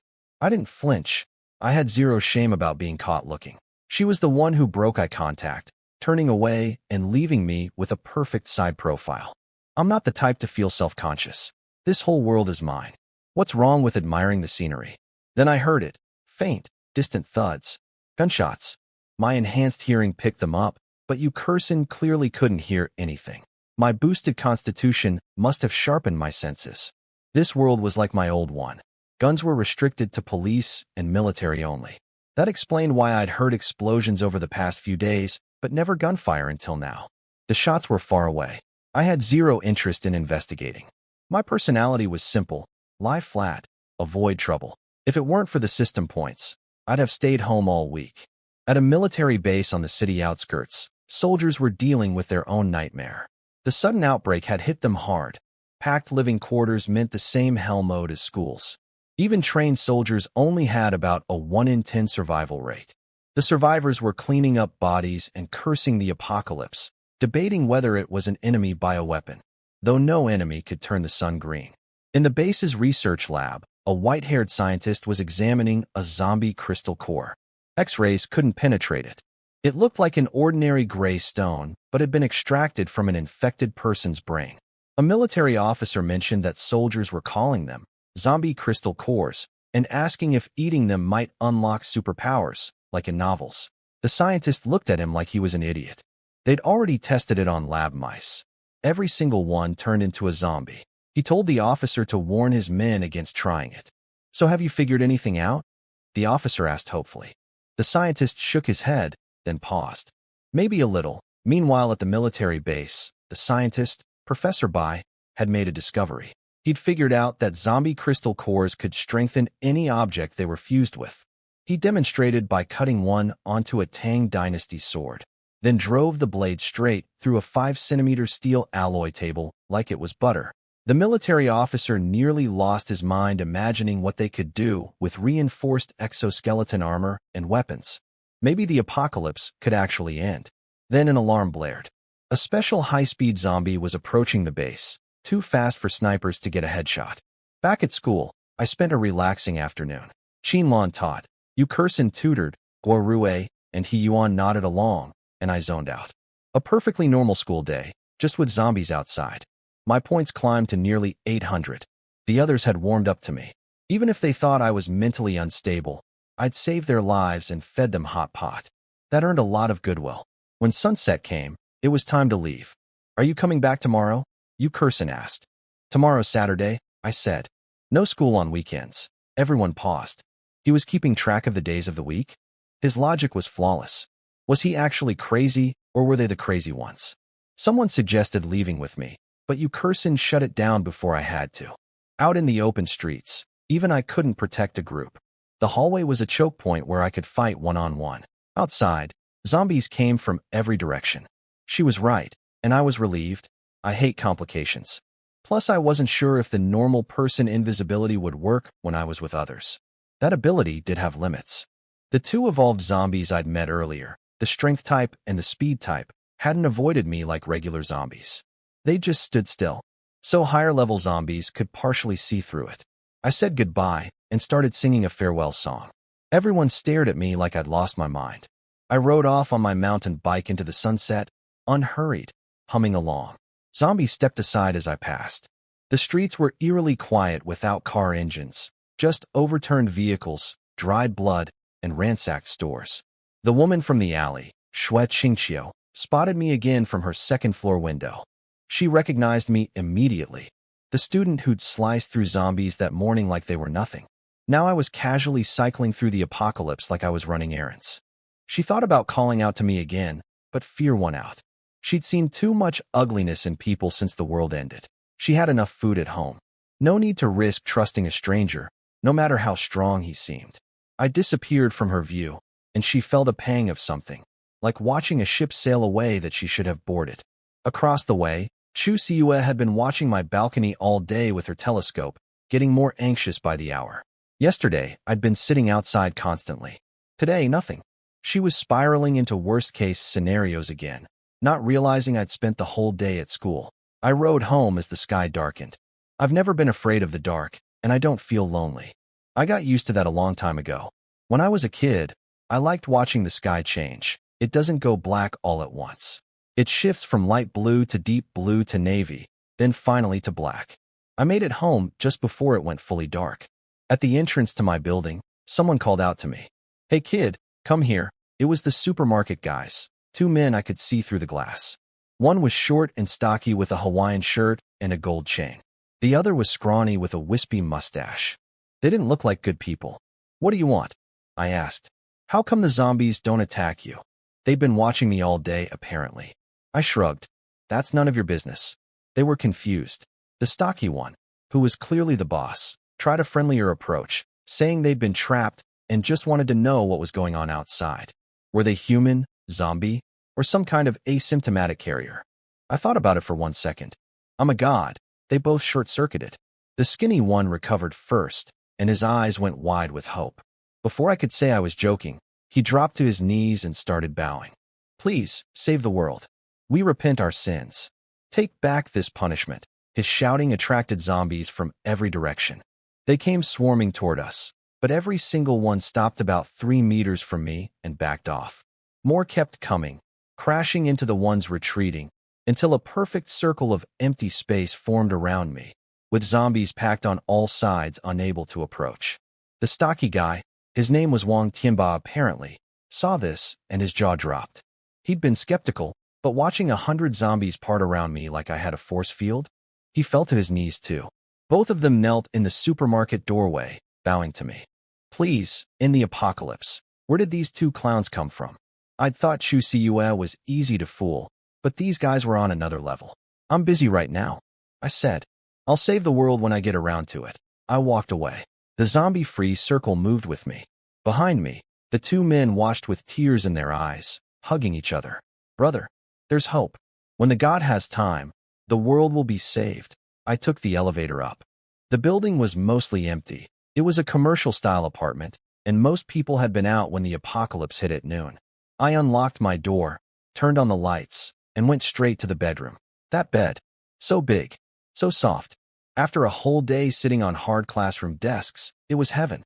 School conditions were terrible. I wasn't used to roughing it anymore. I feel like I did so much today. I'm exhausted. It was already 7. Time for dinner. After a satisfying dinner at home, my points hit 950. A diary entry and some evening routines would push me to 1,000. Enough for another 10 pull. Life was good. I wasn't even cursing the system anymore. We were best friends now. I went to the balcony to toss my trash and noticed a glow from the building across the way.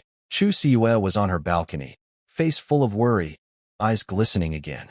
She hadn't turned on her lights, just held up a tablet with big words. Can you see me? I held up my phone. Yes, she was ecstatic. Turns out she'd been worried sick all day because I never appeared on my balcony. She thought maybe I'd gone out looking for her and gotten killed. She felt guilty about giving me the cold shoulder yesterday. When night fell and my apartment stayed dark, she'd almost given up hope, until I finally turned on my lights. She wrote, "I'm sorry. I thought about it and typed. It's human nature." She was confused. After, "I'm sorry," normal people say, "It's okay," or, "I forgive you." What did "it's human nature" even mean? She questioned her own reading comprehension. She asked where I'd been all day. I told her the truth. School. She sent a single question mark. Then I saw her pinch her own cheek hard, checking if she was dreaming. She winced. Not a dream. I watched this and felt that familiar pity. The girl might genuinely have cognitive issues. I needed to be patient. We agreed to meet at 9 tomorrow morning, then went inside. What I didn't know was that Chu Siue's food had completely run out. She'd eaten just one slice of toast for dinner.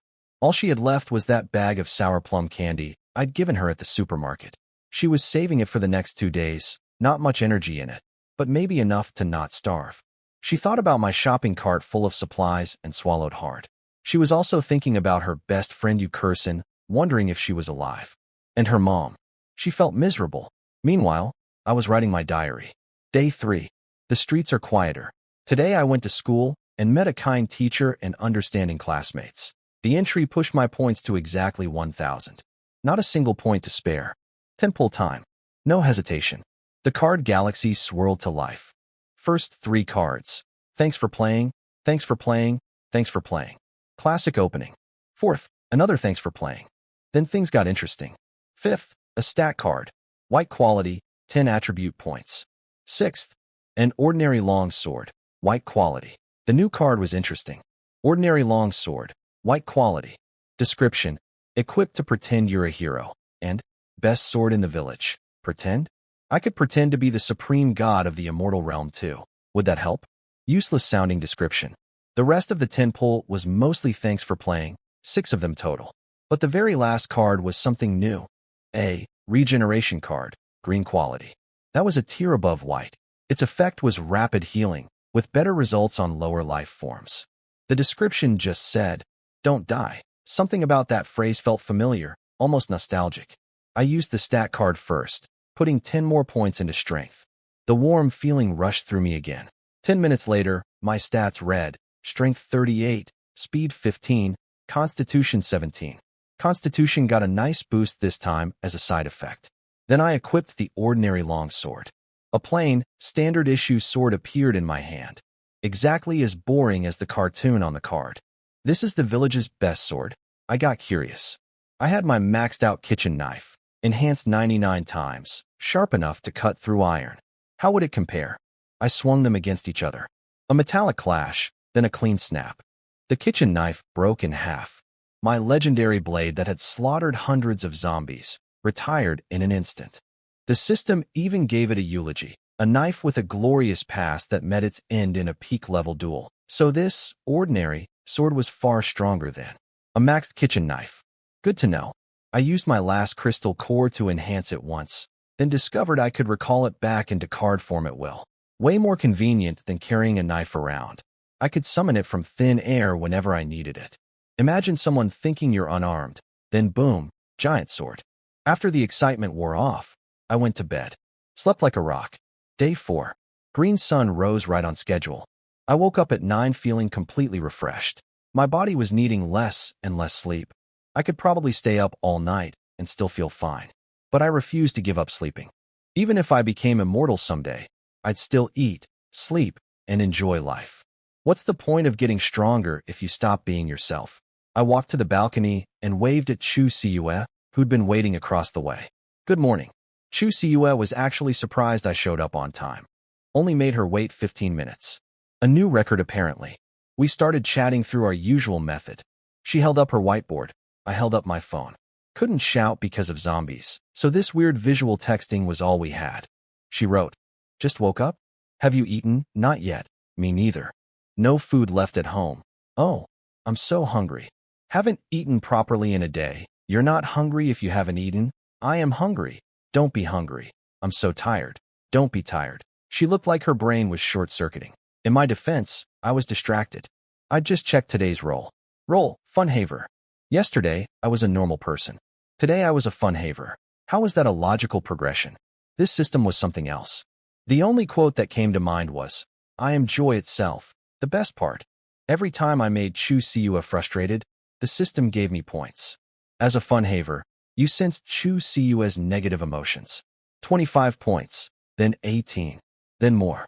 She was basically a walking point farm. She tried again. "Why do you always reply with so few words?" "I have social anxiety." She clearly remembered me at the supermarket, fast-talking an entire crowd into believing I was someone named Chen Pingan. Social anxiety? More like social terrorism. You're so different from before. It's like you're a completely different person. I told you, I'm not the old me.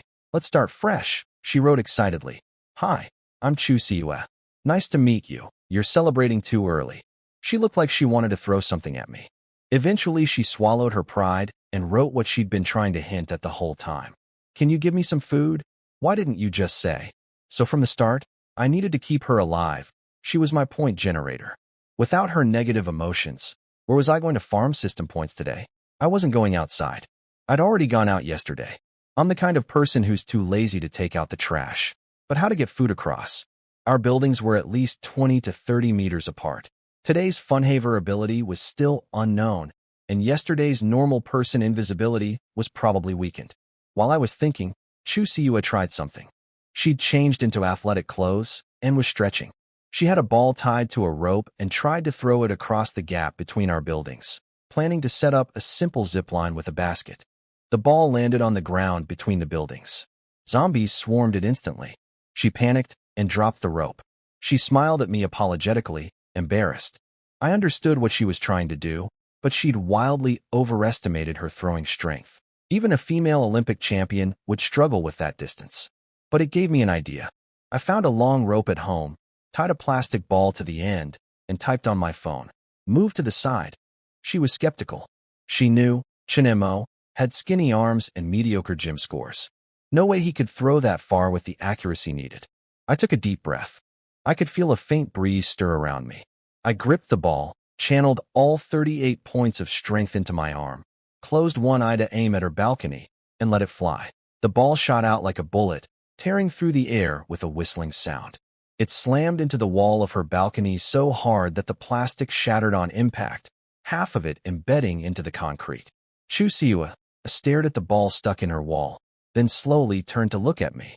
"Is he cheating?" she whispered. Chu Siue didn't read novels or know about apocalypse superpowers, so she just assumed I was cheating at life somehow. She stared at the plastic ball embedded in her wall. It had partially melted from air friction. After a moment of shock, she cut the rope free and tied it to her balcony railing. Simple zip line, ready to go. Before she could even find a basket, I'd already sent a bucket sliding down with a steaming bowl of instant noodles inside, chopsticks included. She looked at the food, swallowed hard, then looked at me. I nodded. She pressed her palms together in a grateful gesture and dug in immediately. So spicy, she was fanning her mouth and turning red, but she kept eating. A day without proper food makes any hot noodles taste like heaven. She wrote on her board, "Thank you so much. I was eating my own breakfast on the balcony. a meat floss bun with warm milk. I replied, no need for thanks. Just kowtow to me. She wrote back, sure, sure, sure. She was learning to roll with my nonsense. What flavor is this? Why is it so spicy? It's chili. I added chili. She went silent for a long time after that. Every moment of her frustration was feeding my points.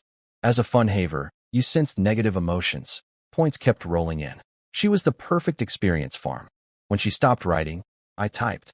I thought we'd always have something to talk about. Long pause. Then, have you really gone your whole life without getting punched? I run fast. She gave up. Wrote that she needed to recover and we'd talk again at 4. Then she disappeared inside. No more points for me, so I went back in too. Down in the supermarket, the 2 guys from last night, Wang Tianba and his skinny sidekick Huang, were trying to convince the other 3 survivors about the god they'd met. The others thought they were crazy, but Wang Tianba swore it was real, and based on their observations, they'd concluded the god lived on the 7th floor of the building across from theirs, because the light turned on after I went home. The problem? That was Chu Cu's building.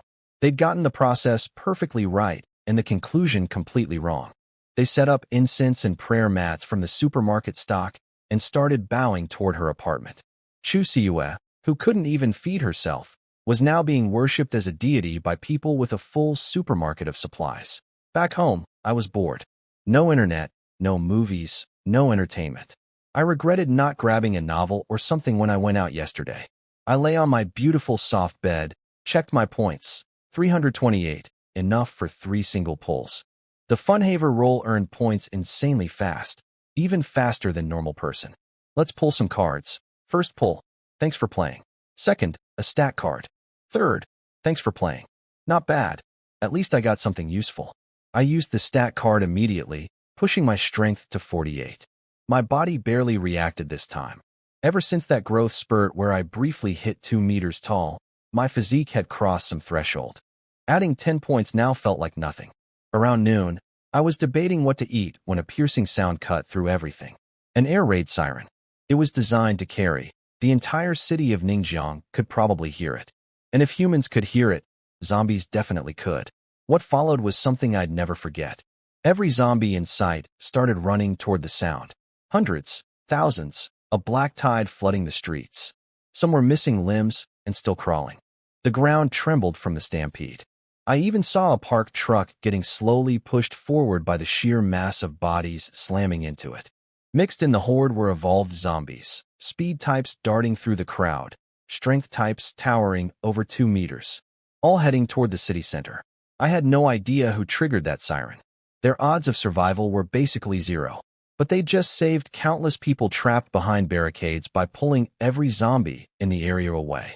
Across the way, Chu Siwa watched the horde in frozen terror, not even daring to breathe. At the school, Qin Lan and the girls heard it too, watching zombie students smash through the school gates trying to reach the sound.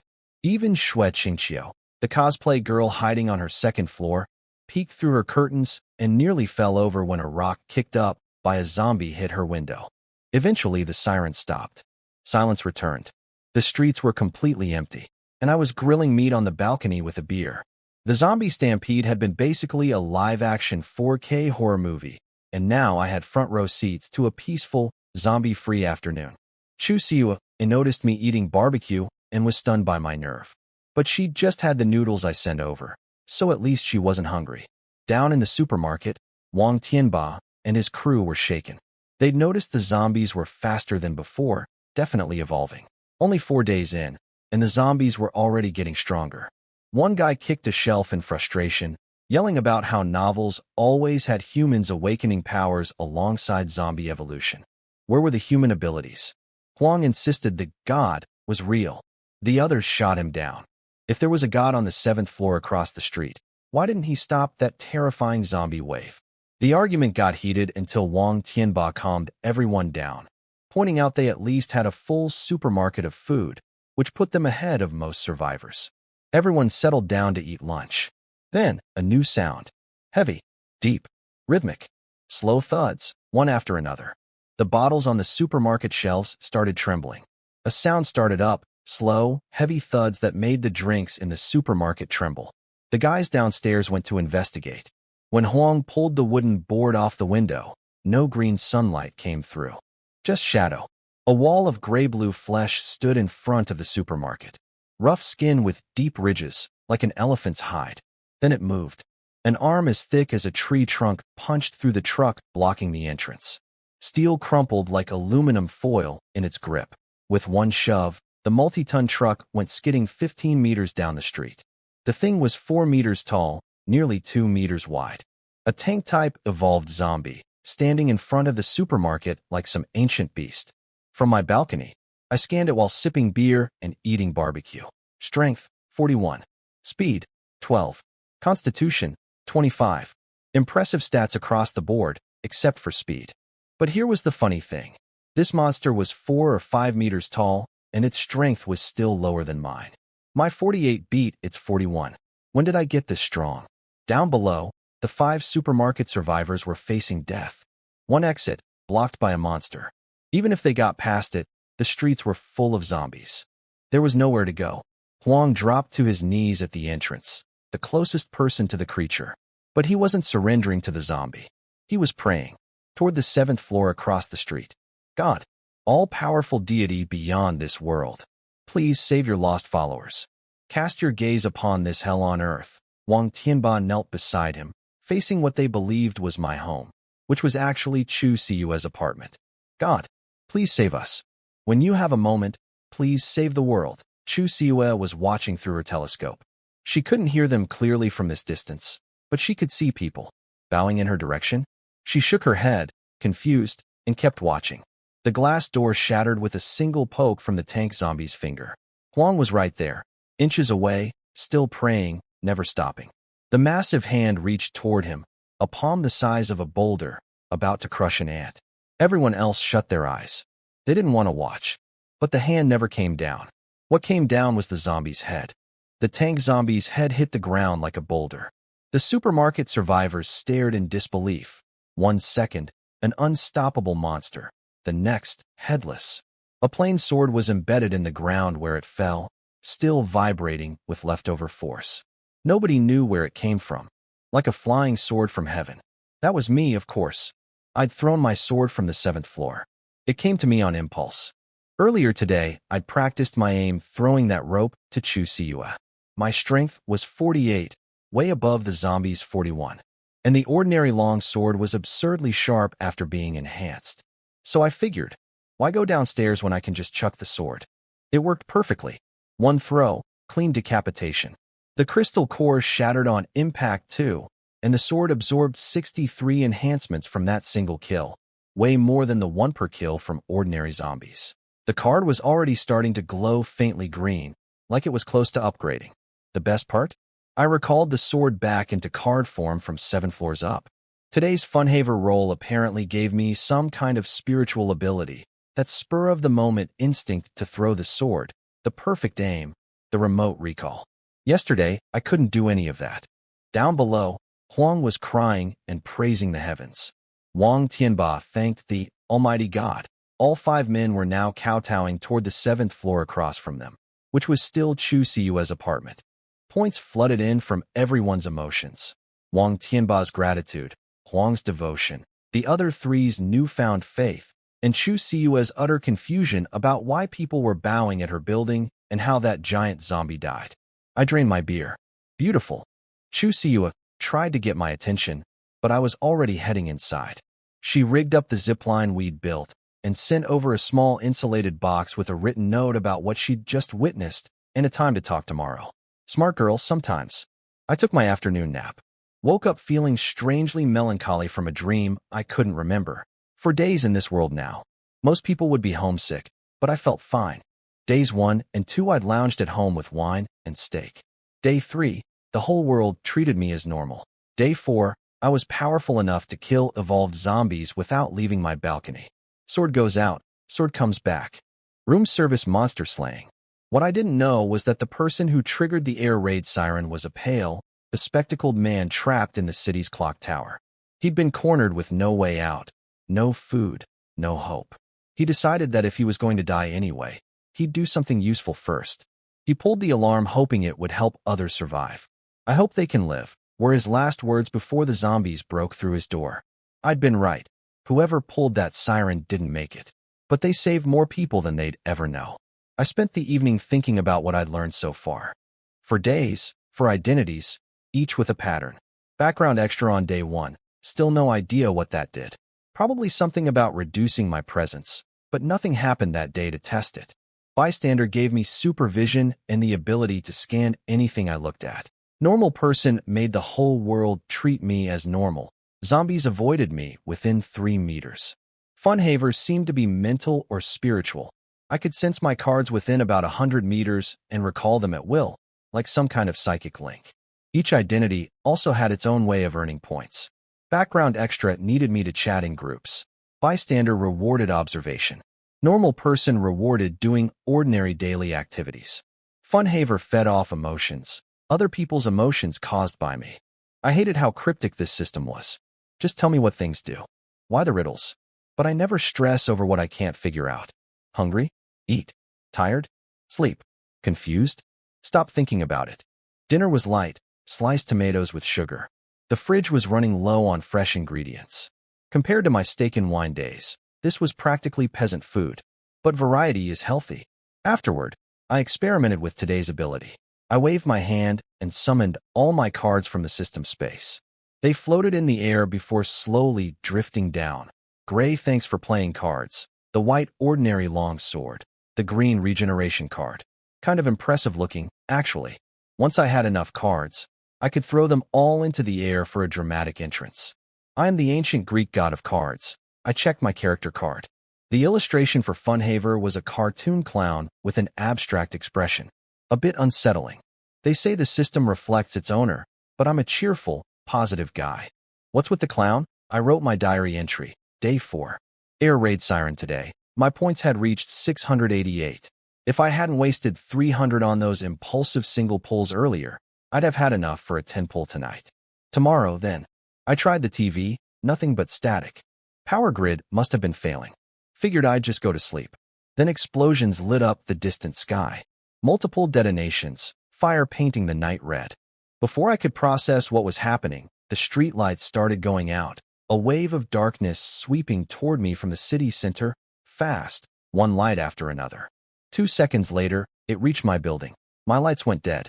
Day 4 of the apocalypse. The power was finally gone for good. At least the moon was still there. Cool silver light spilled across my living room floor, keeping things from going completely black.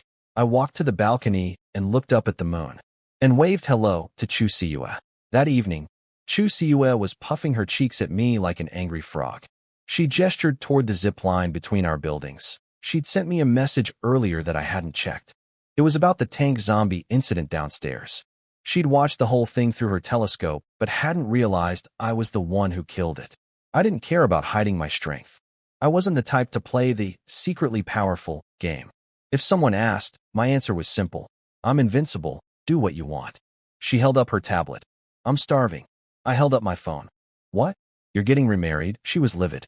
It was written text. How could I mishear it? But she swallowed her pride because she needed food. Please, sir, spare me something to eat. Every bit of her frustration fed me points. I loaded up the zipline basket with instant noodles, compressed biscuits, and 2 bottles of water. Figured the water supply might cut out soon too.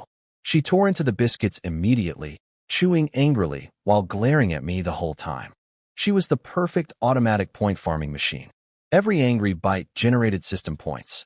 I knew she wasn't truly mad. The worst she'd do was silently curse me to choke on water. She was dumb and impulsive, but not mean. Then the power went out across the whole city. Explosions in the distance, streetlights dying in a wave. At the school, Chen Mo calmed the girls and lit candles. Yu Kurson had predicted the blackout and prepared in advance. She'd found a lighter in a student's confiscated stash. The owner of that lighter was long gone. If it weren't for my visit bringing food and water, they probably wouldn't have survived this long either. Day 5. 2 days left on the survival mission. I woke up at 9, punched the air above my bed for no reason. Just felt like punching this absurd world. The fist generated actual wind that blew across the entire bedroom. 48 points of strength did that. No electricity meant no hot milk. I ate cold bread instead. Annoying, But most of my remaining supplies were long shelf life stuff anyway. The fresh food was already gone. I pulled up today's identity card. Roll, liar. What kind of garbage identity is this? I am Jiang Chun, and I'm about to start lying. I couldn't help quoting the meme. The roles were getting weirder. At least Funhaver made sense. Who was I supposed to lie to? Chu Siue again? The poor girl was going to develop psychological trauma. I went to the balcony. She wasn't out, but she'd left me a delivery in the zipline basket. Inside was a note saying we'd talk at 4, and a hand-drawn illustration. A cute cartoon cat throwing an angry punch. It was actually really well done, full of personality. The cat looked exactly like her last night, pouting under the moonlight. Then a system prompt appeared that I'd never seen before. Chu Siue's drawing. Can be converted to card. Wait. What? Can be converted to card? I focused on the thought, and the system started a progress bar. About a minute later, Chu Siue's drawing shrank into a small card. Chu Siue's drawing. Gray quality. Description. Full of Chu Siue's feelings toward you. She clearly wants to punch you. So today's liar ability included cardification, turning real objects into cards. Pretty useful. I tested it on some supplies, then went downstairs and cardified my mountain bike. Now I could store it and summon it whenever I wanted. The ability worked on single items or whole boxes. Way more flexible than the thanks for playing supply cards. I tried looking at the ground to see if I could cardify the entire planet. No prompt appeared. Earth would have to wait. Outside, the streets were messier than ever after yesterday's zombie stampede. Debris, dried blood, scattered limbs. My bike had survived because I'd parked it deep in the shed. My normal person ability had weakened to about 1 meter now. Zombies only avoided me within arm's reach. Still functional against regular ones, but barely. The supermarket duo spotted me immediately. They'd been camping at the entrance since 6 in the morning, using the tank zombie's corpse as their new door barricade. They whispered excitedly at me. I waved good morning, but kept walking. Stupidity might be contagious. When I pulled the mountain bike out of thin air, I heard Huang gasp behind me. The god can create bikes from nothing. Praise the deity. I rode through the empty streets, looking for survivors. Today's role was liar, and I needed someone to lie to. Can't lie if there's nobody around. Along the way, I ran into an old friend, the speed-type evolved zombie I'd nicknamed dark-skinned track athlete. It looked rough, clothes shredded, bullet holes in its skin, missing an eye. But its stats had actually gone up. Strength 13, speed 35, constitution 16. Stronger than before despite being injured. These zombies were ridiculously overpowered. How was any normal person supposed to survive this? What happened to you? I asked it. Been on a training retreat, it growled at me. Territorial. Hey, speak up. Also, why is your head pointy? That set it off. It lunged at me with blinding speed. I threw my sword. One flash of light. The blade was so sharp and fast that it split the zombie clean in half. I recalled the sword to card form before a drop of blood could touch me. Long-range flying sword kill. Not a stain on my clothes. The loneliness of being invincible. I noted the recall range was about 30 meters now. Beyond that, I'd have to pick it up manually. Each identity's abilities weakened after switching to a new one, so the Funhaver's mental range was shrinking. I kept writing. Survivors were rare. This world's zombies were far stronger than anything from the movies, and they kept evolving. Ordinary humans had almost no chance. Then I spotted something ahead. Several trucks parked around a building, blocking every entrance. A survivor group's base. I smiled. Time to start lying. I found the survivor base. Trucks and a bus parked around a building, blocking every entrance. 2 guys were on lookout on the 2nd floor, one with yellow hair, one with red hair. I said hello. They asked how I got there. I said I rode my bike. They told me to stop messing around. So I said I flew. The system gave me 10 points for a clumsy lie. Then yellow hair pulled out a phone with a nasty grin. Know what this is? He cranked the music volume to max and threw it at my feet. The idea was simple. The noise would attract zombies, and they'd watch me die. Apparently, this was their entertainment, luring people close, then killing them with sound. They'd done it before. Last night, they'd mentioned a woman they'd used had died, and they fed her body to the zombies. This was the first time I'd felt genuine malice directed at me in this world. No grudge, no reason, just cruelty for fun. I crushed the phone under my foot before the music could attract more than a few distant zombies. Do you do this often? I asked. They laughed from their safe perch. Yellow Hair told me to kneel and call him Grandpa. Maybe they'd let me in. Red Hair bragged about how in the apocalypse, the strong eat the weak, and I was clearly weak. A zombie started running toward me. Twisted joints, decent speed. I scanned it. Strength 11, speed 12, constitution 12. Pathetic compared to my 48. I didn't bother drawing my sword. I just kicked it. The air shuddered. The zombie flew over 10 meters and didn't get back up. My normal person buffer had shrunk to about 1 meter, so I had to actually fight now when zombies got close. But at this level, one kick was more than enough. The force alone shattered everything inside it. Up above, Yellow Hair nearly wet himself. Red Hair tried to stay tough. So what? You think you can handle a whole zombie horde? And we've got this place barricaded. You can't even get up here. I walked over to the bus blocking the entrance and tried to lift it. It budged slightly. Red Hair's face went white. But the bus didn't move much. My hands were too small for the surface area. The metal shell just caved in under my grip like tinfoil. Fine. I'd use the sword. I extended my arm, and the ordinary long sword materialized in my hand out of thin air. Both of them stared, jaws hanging open. They swallowed hard. This kid in a school uniform had just kicked a zombie into orbit, and now he was pulling swords out of nowhere. They were starting to realize they'd picked a fight with something they couldn't begin to understand. My sword had hit its enhancement cap, level 99. That speed-type zombie I'd killed earlier must have been worth 35 enhancements by itself. The blade now had a visible sword light when swung, smooth as a mirror. Not so ordinary anymore. I used the sword light to cut a hole through the bus like a laser cutter. Clean, silent, no metal-on-metal screeching. Then I kicked the piece in and walked through. Red Hair and Yellow Hair bolted upstairs to warn their boss. Their boss was a muscular guy with a dragon tattoo covering his entire arm. A death row convict who'd gotten lucky when the apocalypse hit his prison. He'd built a little empire here, using people as zombie bait, stealing supplies, doing whatever he wanted to women they captured. Classic apocalypse scum. When his lackeys told him someone had kicked a zombie 15 meters and summoned a sword from thin air, he didn't believe it. But 2 witnesses were hard to dismiss. He called everyone to the second floor over his walkie-talkie. By the time I walked up, about a dozen people were packed into the hallway. They took one look at me, a sleepy-eyed teenager holding what looked like a toy sword, and started mocking Red Hair and Yellow Hair. This is your tough guy? A kid? Nobody was listening to me. I coughed. Nothing. So I raised my sword and threw it casually down the hallway. No aiming needed. A sound like fabric tearing. One person became 2 pieces. The hallway went dead silent. Can we talk now? Everyone stared at the body, then at the sword embedded in the concrete floor, glowing with cold light.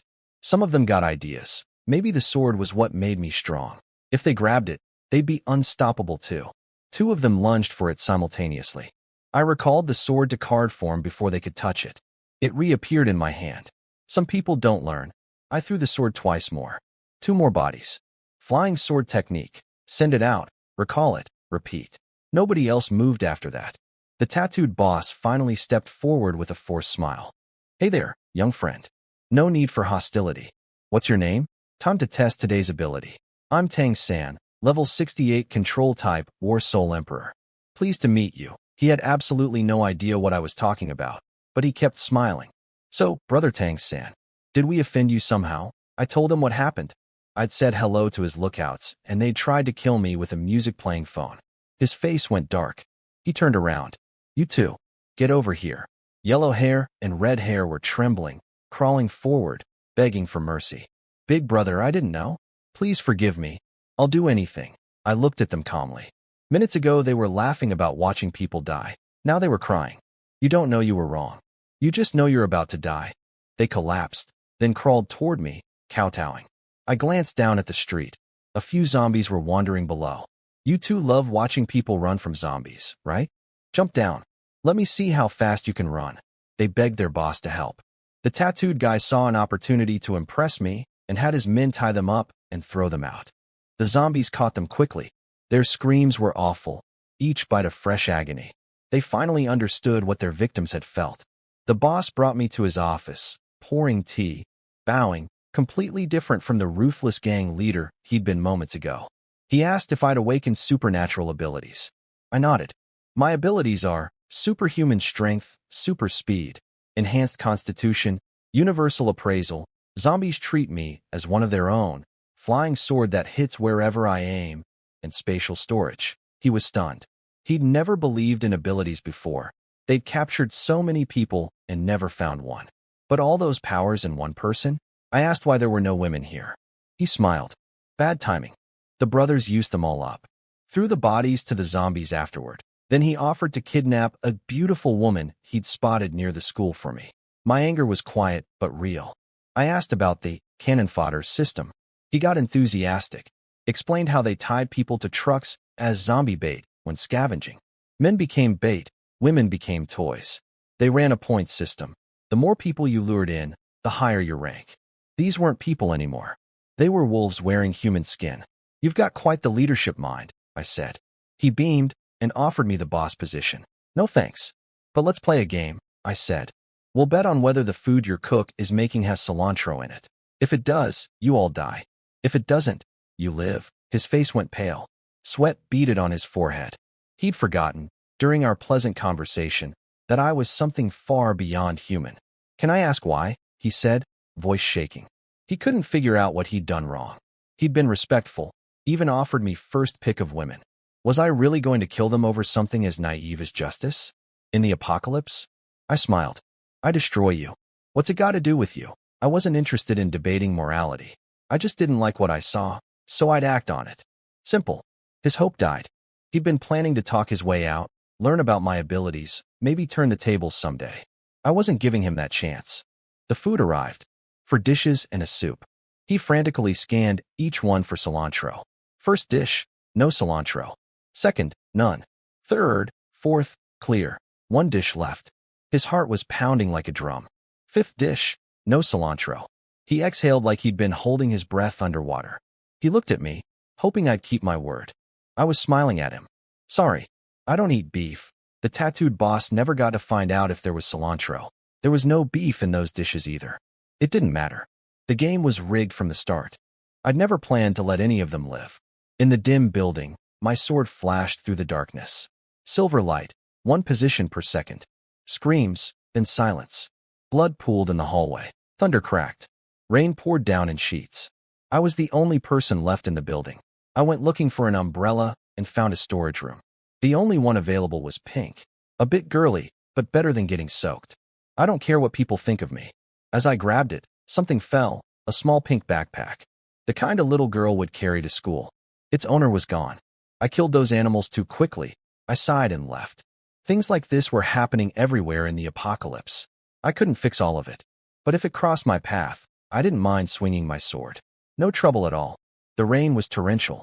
Thunder boomed constantly, which actually helped. It deafened the zombies, and the downpour blinded them. For survivors without water, this rain was a lifeline. They could finally collect some. Nature giving humanity a moment to breathe. I walked through the storm, pink umbrella overhead, looking for someone to lie to. Today's identity was liar, and I still needed points. But finding survivors in this weather was nearly impossible. Then I spotted a middle-aged man walking through the rain, carrying a wooden pole with bundles of belongings on each end. No umbrella, no protection, just walking. I was curious. I caught up to him. Hey, where are you headed? He was startled, then smiled when he saw I was human. A weathered, sun-darkened face. Going home. To check on things. Home? In the apocalypse? He pointed ahead, past this street, over a mountain. He wanted to harvest his rice and sell it. He trailed off mid-sentence. I asked about his family. He was 47. His mother and child had been picking up the kid from school when they both turned.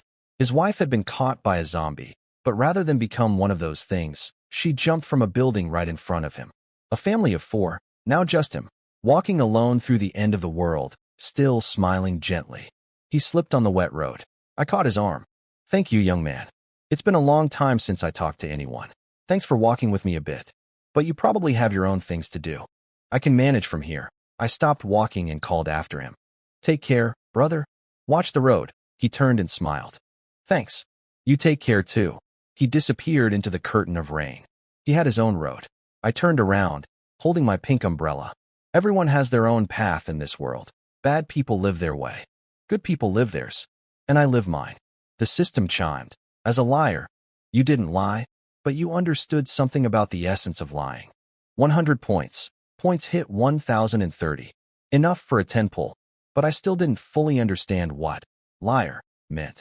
The system stayed cryptic as always. I headed home. Through the thick rain, I noticed something enormous. A spherical silhouette, 2 or 3 stories tall, rolling slowly down the street.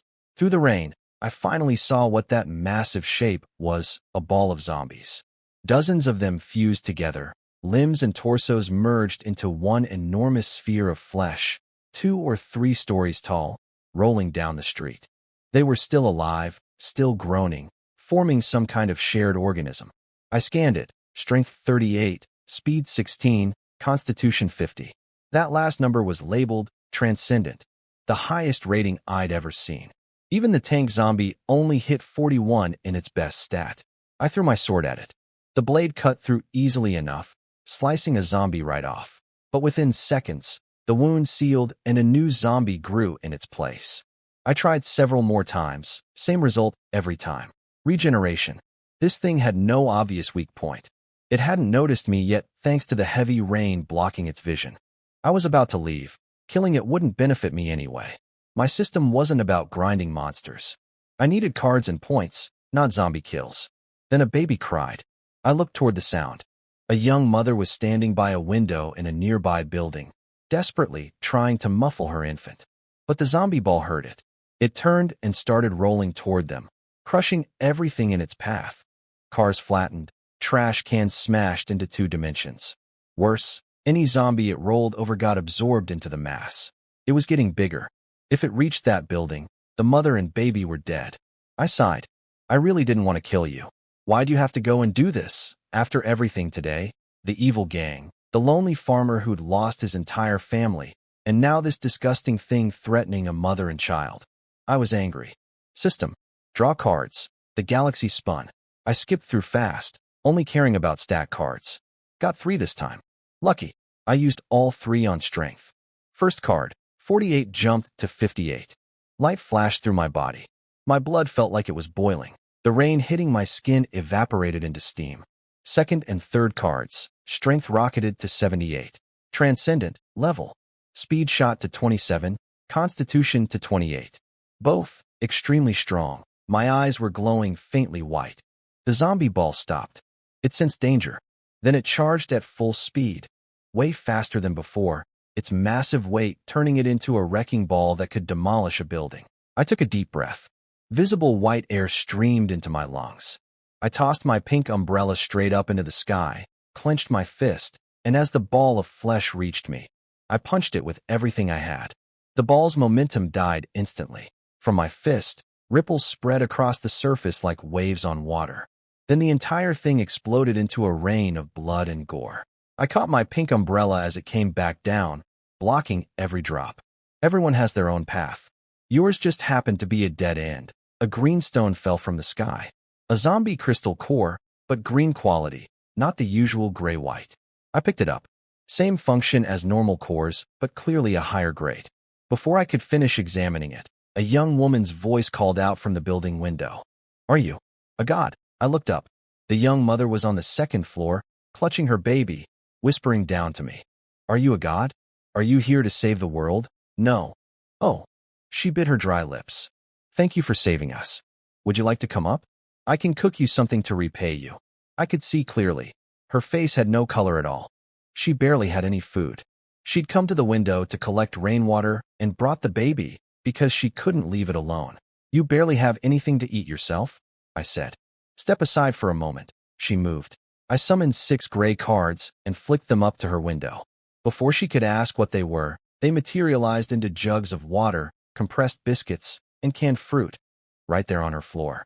She was stunned. I'd said I wasn't a god, but I'd just conjured supplies from playing cards. By the time she thought to kneel, I was already walking away through the rain with my blood-stained pink umbrella. The zombie gore from earlier had dyed it red. A teenager walking through a downpour under a crimson umbrella probably looked like a horror movie. I was getting hungry.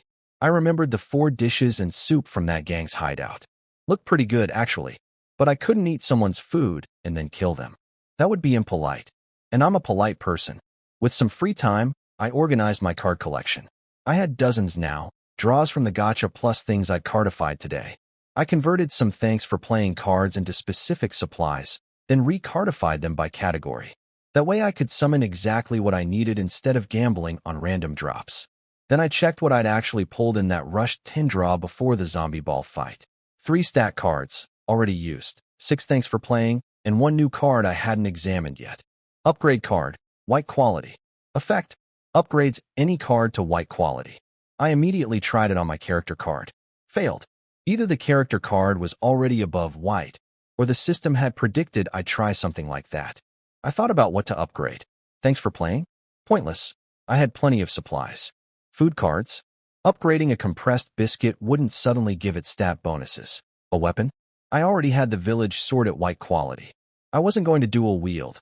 I didn't have the technique and might cut myself. That left one option, the mountain bike. Gray quality items were worlds apart from white quality. The gap between my thanks for playing cards and the ordinary longsword proved that. Upgrade. The white upgrade card merged with the gray mountain bike card. The gray backing slowly turned white.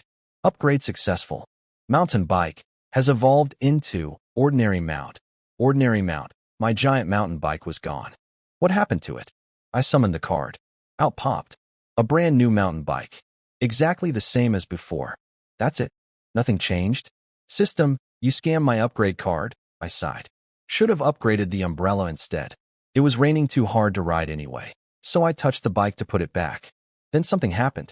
The bike sensed what I wanted and transformed, instantly morphing into a sleek sports car. Black as obsidian, streamlined body, absolutely gorgeous. The kind of thing I could never have afforded in my previous life. I opened the door. Real leather interior, carbon fiber trim, a mini fridge for cold drinks, and a starry sky ceiling that twinkled like actual stars.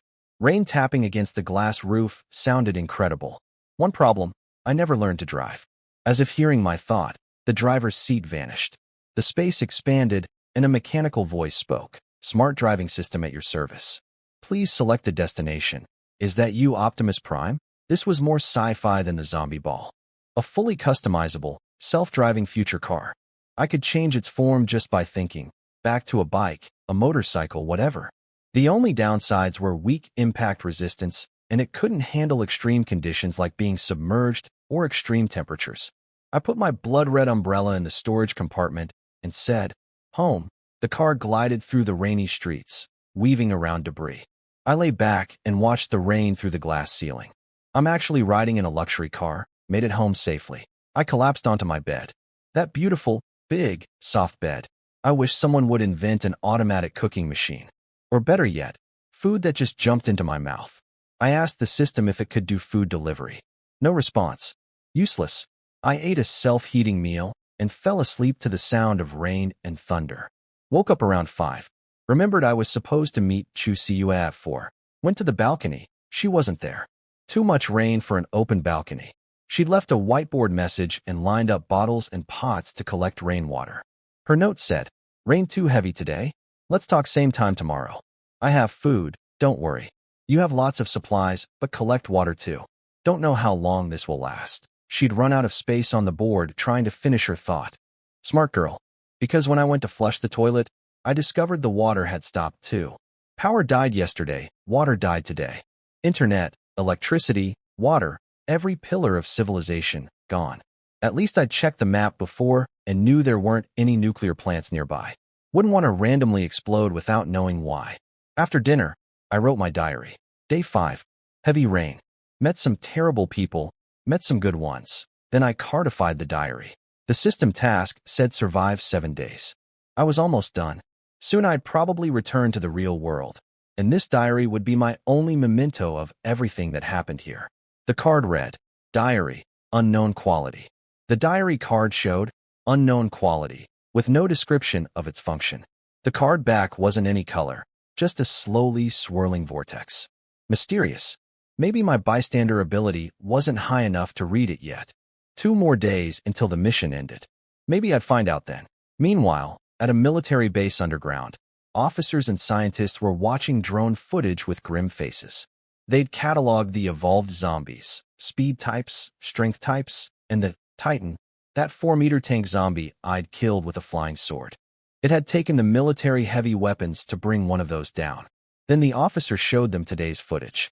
The zombie ball. Their bomb had barely scratched it, just a tiny crater that healed in seconds. The room went silent. If the military couldn't stop it, what hope did ordinary survivors have? They didn't know I'd already punched that thing into a rain of blood with my bare fist. The mood at the base was desperate. Someone asked if humanity even had a chance anymore. The officer's eyes flashed with pain, then hardened. He was considering activating some kind of plan. That night, I slept beautifully. Rain and wind outside, warm bed inside. Perfect. Day 6. One day left on the survival mission. Morning routine. Brush teeth, wash face, eat breakfast. Then I checked today's role. Role, trader. Simple enough. Trade with people, goods for goods, fair exchange. But who would I trade with? My electronic pet, of course. Chusiua. She'd said to contact her at 4, but I went to the balcony anyway to try my luck. She was actually there, moving bottles and pots around to collect more rainwater since the water had stopped. She waved. Good morning. My phone was almost dead, but I'd stockpiled a power bank on day 1. Originally meant for browsing the internet, but the network had died way too fast. At least it was useful now. Do you need anything? I typed. She grabbed her telescope. No. Did you see my note? You should be collecting water too. I have plenty of water. She shook her head. I clearly didn't know how to plan ahead. Even a lot of water runs out eventually. Then what? I'll deal with it when that happens. You sure you don't need anything?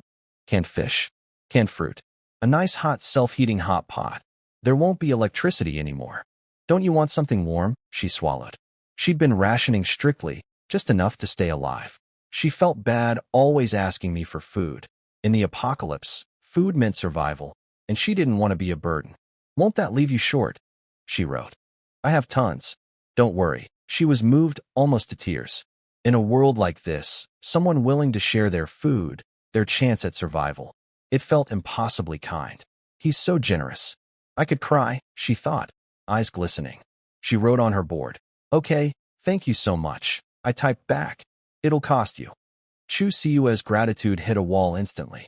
What? Pay, money. The kind you can spend. She was baffled. It's the apocalypse. What use is money? Did I seriously think the world would go back to normal someday? But she had no choice except to play along with my logic. Problem was, everyone used phone payments before the apocalypse. No internet meant no scanning codes. She dug through her mom's room and found 200 yuan in cash. How much for a self-heating hot pot? She wrote. $2. What? Did you misspell something? $2, $2. She was completely lost until she realized I meant US dollars. About 15 yuan per hot pot. Not bad, probably the plain flavor. She asked about compressed biscuits. $1. She ordered 4 biscuits and 1 hot pot. Sent over 100 yuan on the zip line. I happily packed the food and sent it across. She opened the box to find 1 hot pot and 1 biscuit. Where's the rest? What rest? The other 3 biscuits. That costs extra. She'd calculated it right. $4 plus $2, roughly 50 yuan total. She'd sent 100. But apparently that wasn't enough for me. Can you do business with some decency? She wrote. Money lost can be earned back. Conscience lost means you earn even more. She told me to wait while she went to get more money from the kitchen. Then she disappeared inside and didn't come back for ages. The system gave me 10 points for completing a novice trade. Pathetic. The problem was clear. The trade needed to be roughly equal in value. In the apocalypse, cash was worthless, less valuable than a single noodle packet. So trading food for money earned almost nothing. I couldn't let my electronic pet starve, though. She'd been getting thinner, clearly rationing hard. If she died, I'd lose my point farming partner. Today's trader role was tough. Who could I actually trade with? The supermarket worshippers downstairs had plenty of supplies. Chu Siue had nothing of equal value. The school group, Qinlan, Yukursin, and the others, they might need food. I hadn't left them much, but I'd just gone out yesterday and really didn't feel like moving today. Then I remembered. I had the car. I didn't need to walk anywhere. I summoned the ordinary mount, which appeared as the sleek sports car. I climbed in and said, School, destination set. Departing now. Unlike yesterday's rainy drive, today was clear. Zombies could hear and see just fine. The engine roared as the car launched forward. Zombies came running from everywhere, but they could only watch as I blasted past them. I lay back in the passenger area, doing absolutely nothing. The smart driving was incredibly smooth, like riding a bullet train. Just as comfortable as being home, minus the soft bed. Today was the grand opening of Jiang Chen's black market shop. At the school, the girls were debating whether I'd show up. Today was Monday, a school day, so maybe. But Yukerson pointed out that if the apocalypse hadn't happened, today would be the start of mid-autumn festival break. If I was following pre-apocalypse logic, I might not come. Qianlong gently reminded them not to put all their hope on one person. If someone helps you and then doesn't show up next time, you shouldn't resent them for it. You live for yourself, not for others. The girls nodded. She practiced what she preached. Meanwhile, I pulled up to the school in my sports car and found one of the iron gates knocked down. Had something happened? Were my customers still alive? My black market shop had just opened. I couldn't lose the clientele already. The school grounds were crawling with zombies as usual. My weakened normal person ability kept them at bay within 1 meter, but they were blocking my path like a living wall. I'm not a violent person. They weren't attacking me, just standing in the way. So I gave them a fair choice. Growl twice if you want to die, or recite the complete pavilion of Prince Ting essay if you want to live. Roar, roar. They made their choice. I summoned my sword and threw it into the crowd. A few throws, and they fell like grass. Not a single one left standing. The path was covered in blood and body parts. I didn't want to wade through it, so I crouched and jumped, cleared 100 meters in one leap, landing right in front of the teaching building. Can't do that too often, though. It wears out my shoes. Can't be defeating a final boss someday and have them ask what secret technique I used, only for me to answer, what defeated you wasn't genius. It was no shoes. The building was oddly empty of zombies. Made my walk upstairs easy. I knocked on the classroom door. Who's there? Me. 2 days apart, and they seemed genuinely happy to see me. I wasn't wearing a uniform this time, just casual clothes, looking half asleep as usual. He Yuan eagerly pulled out a textbook. Are you here for class? Qianlong watched me with warm, concerned eyes. No, I said. Today my identity is mysterious merchant. I paused for dramatic effect. Welcome to my black market shop. Everyone stared blankly. What was this, cosplay? A new game? Yukerson rolled her eyes. So you're not even pretending anymore? Just straight up calling yourself a scammer? Do you want stuff or not? If you've got good goods, obviously. But where's the merchandise? I raised my hand.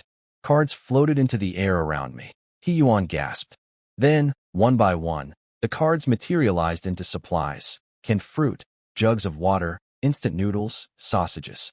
Box after box appearing from thin air, stacking up on the classroom floor. Everyone was speechless. This wasn't just super strength. This was conjuring matter from nothing. Space storage? A system shop? They couldn't figure it out. Even Yukerson swallowed hard. She recovered first. So, how much are you charging? Anything you consider precious, I told them. They all looked at each other. For people, one dead phone between them. No jewelry. The 3 students were just high schoolers, and Qianlong didn't wear accessories either. Her teacher's salary barely covered rent and food after expenses. Qianlong reached into her clothes and pulled out a small handmade sachet, beige fabric embroidered with bamboo leaves, faintly fragrant. She'd carried it for years, her comfort during stressful times. Will this work? I examined it carefully. It had clearly been kept close to her body for a long time. Yes, I pushed over 2 boxes of supplies, sausages and instant noodles. The system gave me 50 points for trading something I had plenty of for something the other person deeply valued. Good exchange rate. Then Yukerson spoke up. I have something too. Her usually ice-cold face had a faint blush. She reached behind her neck and unclasped a red cord necklace. A jade pendant. I hadn't even noticed she wore one. It was still warm from her skin. The jade was translucent, pale purple, with natural patterns running through it. Stunning. My mother gave this to me before she passed away. I've worn it since I was little. It's my lucky charm. He Yuan recognized it as high-quality jade. Yukerson confirmed, glass-grade jadeite, violet color. Worth several 100,000 yuan. Even I was shocked. A secret rich girl had been sitting next to me this whole time? So you're beautiful, top of your class, and wealthy? How are normal people supposed to compete? Gorue exclaimed. Yukerson shrugged. Money was useless in the apocalypse. She still had to beg me for food. The system went wild. 150 points for trading cheap supplies for something both emotionally and financially precious. Curson, I said seriously. I don't want to try hard anymore. Will you support me financially? What? A doctor told me my stomach is weak. I'm only suited for eating soft rice. That's slang for being a kept man. She blinked, then got practical. How many boxes does my pendant buy? If it's not enough, you can go to my house and check my bedroom nightstand. I have more jewelry. Where do you live? Jiangnan District, Tuyuan. Have you heard of it? A distant memory attacked me. That name. Where had I heard it? Then it hit me. The elevator ad from day one. Tuyuan luxury villas, starting at 99,888 yuan per square meter. I joked I'd need to work since the Qin dynasty to afford it. That's your place? Technically, my father owns 2 villas there. He lives in one. I live in the other. I went completely silent. How could someone be this rich?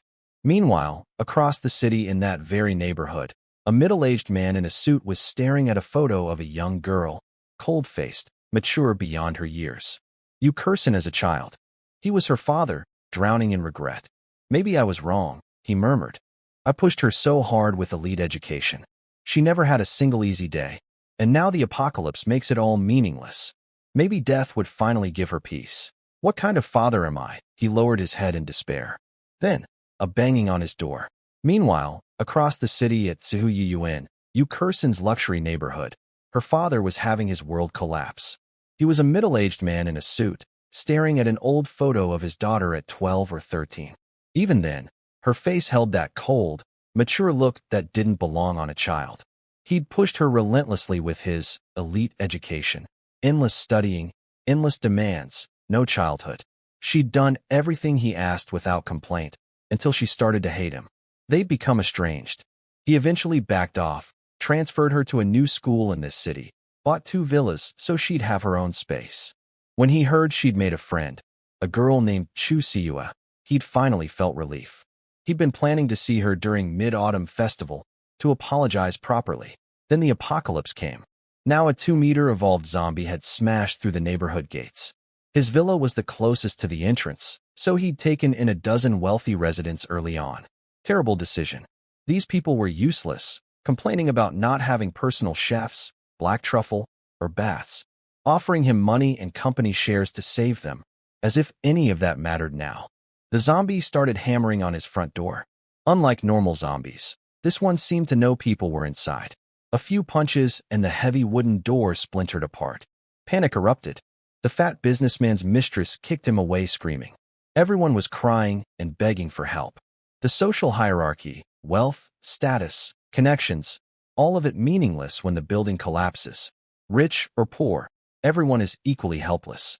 Yu Kurson's father held his daughter's photo to his chest. Maybe this way, I'll get to see you again. Back at school, I didn't know any of this was happening. I'd been debating whether to drive out to Yu Kurson's house for more valuables, but it was far, and I was lazy. Instead, I tried something. I asked the girls to sing for me in exchange for supplies. Entertainment as payment. The system accepted it, completed an ordinary trade, exchanged easily obtained goods for a decent audiovisual experience. 10 points. It worked. Not huge points, but enough that I didn't have to drive across the city. The girls sang a school nostalgia song, voices filling the empty classroom, and for a moment, it almost felt like the world hadn't ended. The girls started singing together. Hiyuan first, then Guarue, Yu Kurson, and even Qinlan joined in. A school nostalgia song about homework, naps in class, and wishing moments could last forever. Their voices blended beautifully, and soon tears were forming in their eyes. Everything they sang about had happened just 5 days ago, but it felt like another lifetime. The system kept rewarding me, 20 points, then 50, scaling with how good the experience felt. I was figuring out the trader pattern. The more valuable something felt to me personally, the more points I earned. Chu Siu's cash was worthless in the apocalypse, 10 points. Qinlan's handmade sachet had sentimental value, 50 points. Yu Kurson's jade pendant was both emotionally and financially priceless, 150 points. And genuinely moving music from 4 girls singing their hearts out? Solid points. I gave them the rest of my materialized supplies. Hiyuan got so excited she tried to hug me. I dodged. Not that easy, sister. She glanced at Yu Kursen's face, then Qin Lan's figure, then settled her gaze on Guo Rei, who immediately chased her around the classroom in retaliation. Then my ears picked up something the others couldn't hear yet. I walked to the window. A moment later, they heard it too.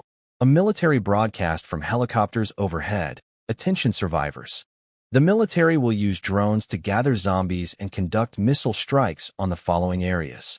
They listed several locations in Ningjiang City. Survivors in those zones were told to get underground or lie flat indoors. Bombing would begin in 30 minutes. The girls were thrilled. He Yuan asked if rescue was finally coming.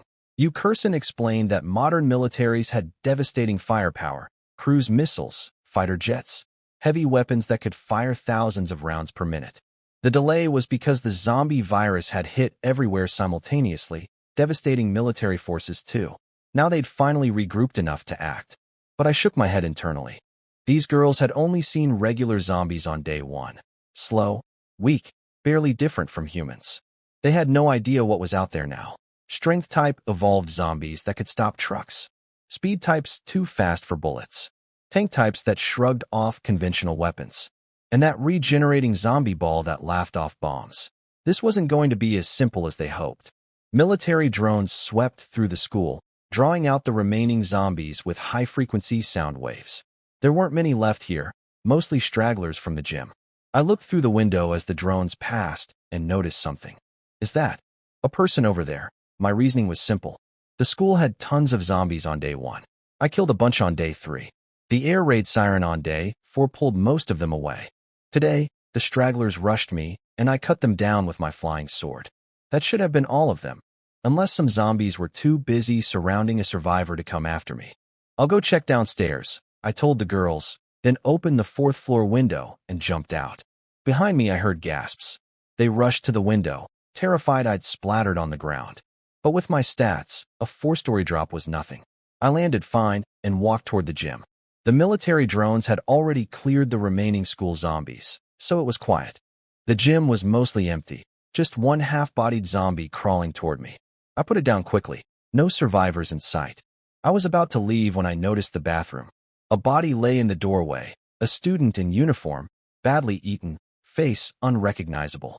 I used my sword to flip open the student ID in the pocket. Grade 3, Class 4.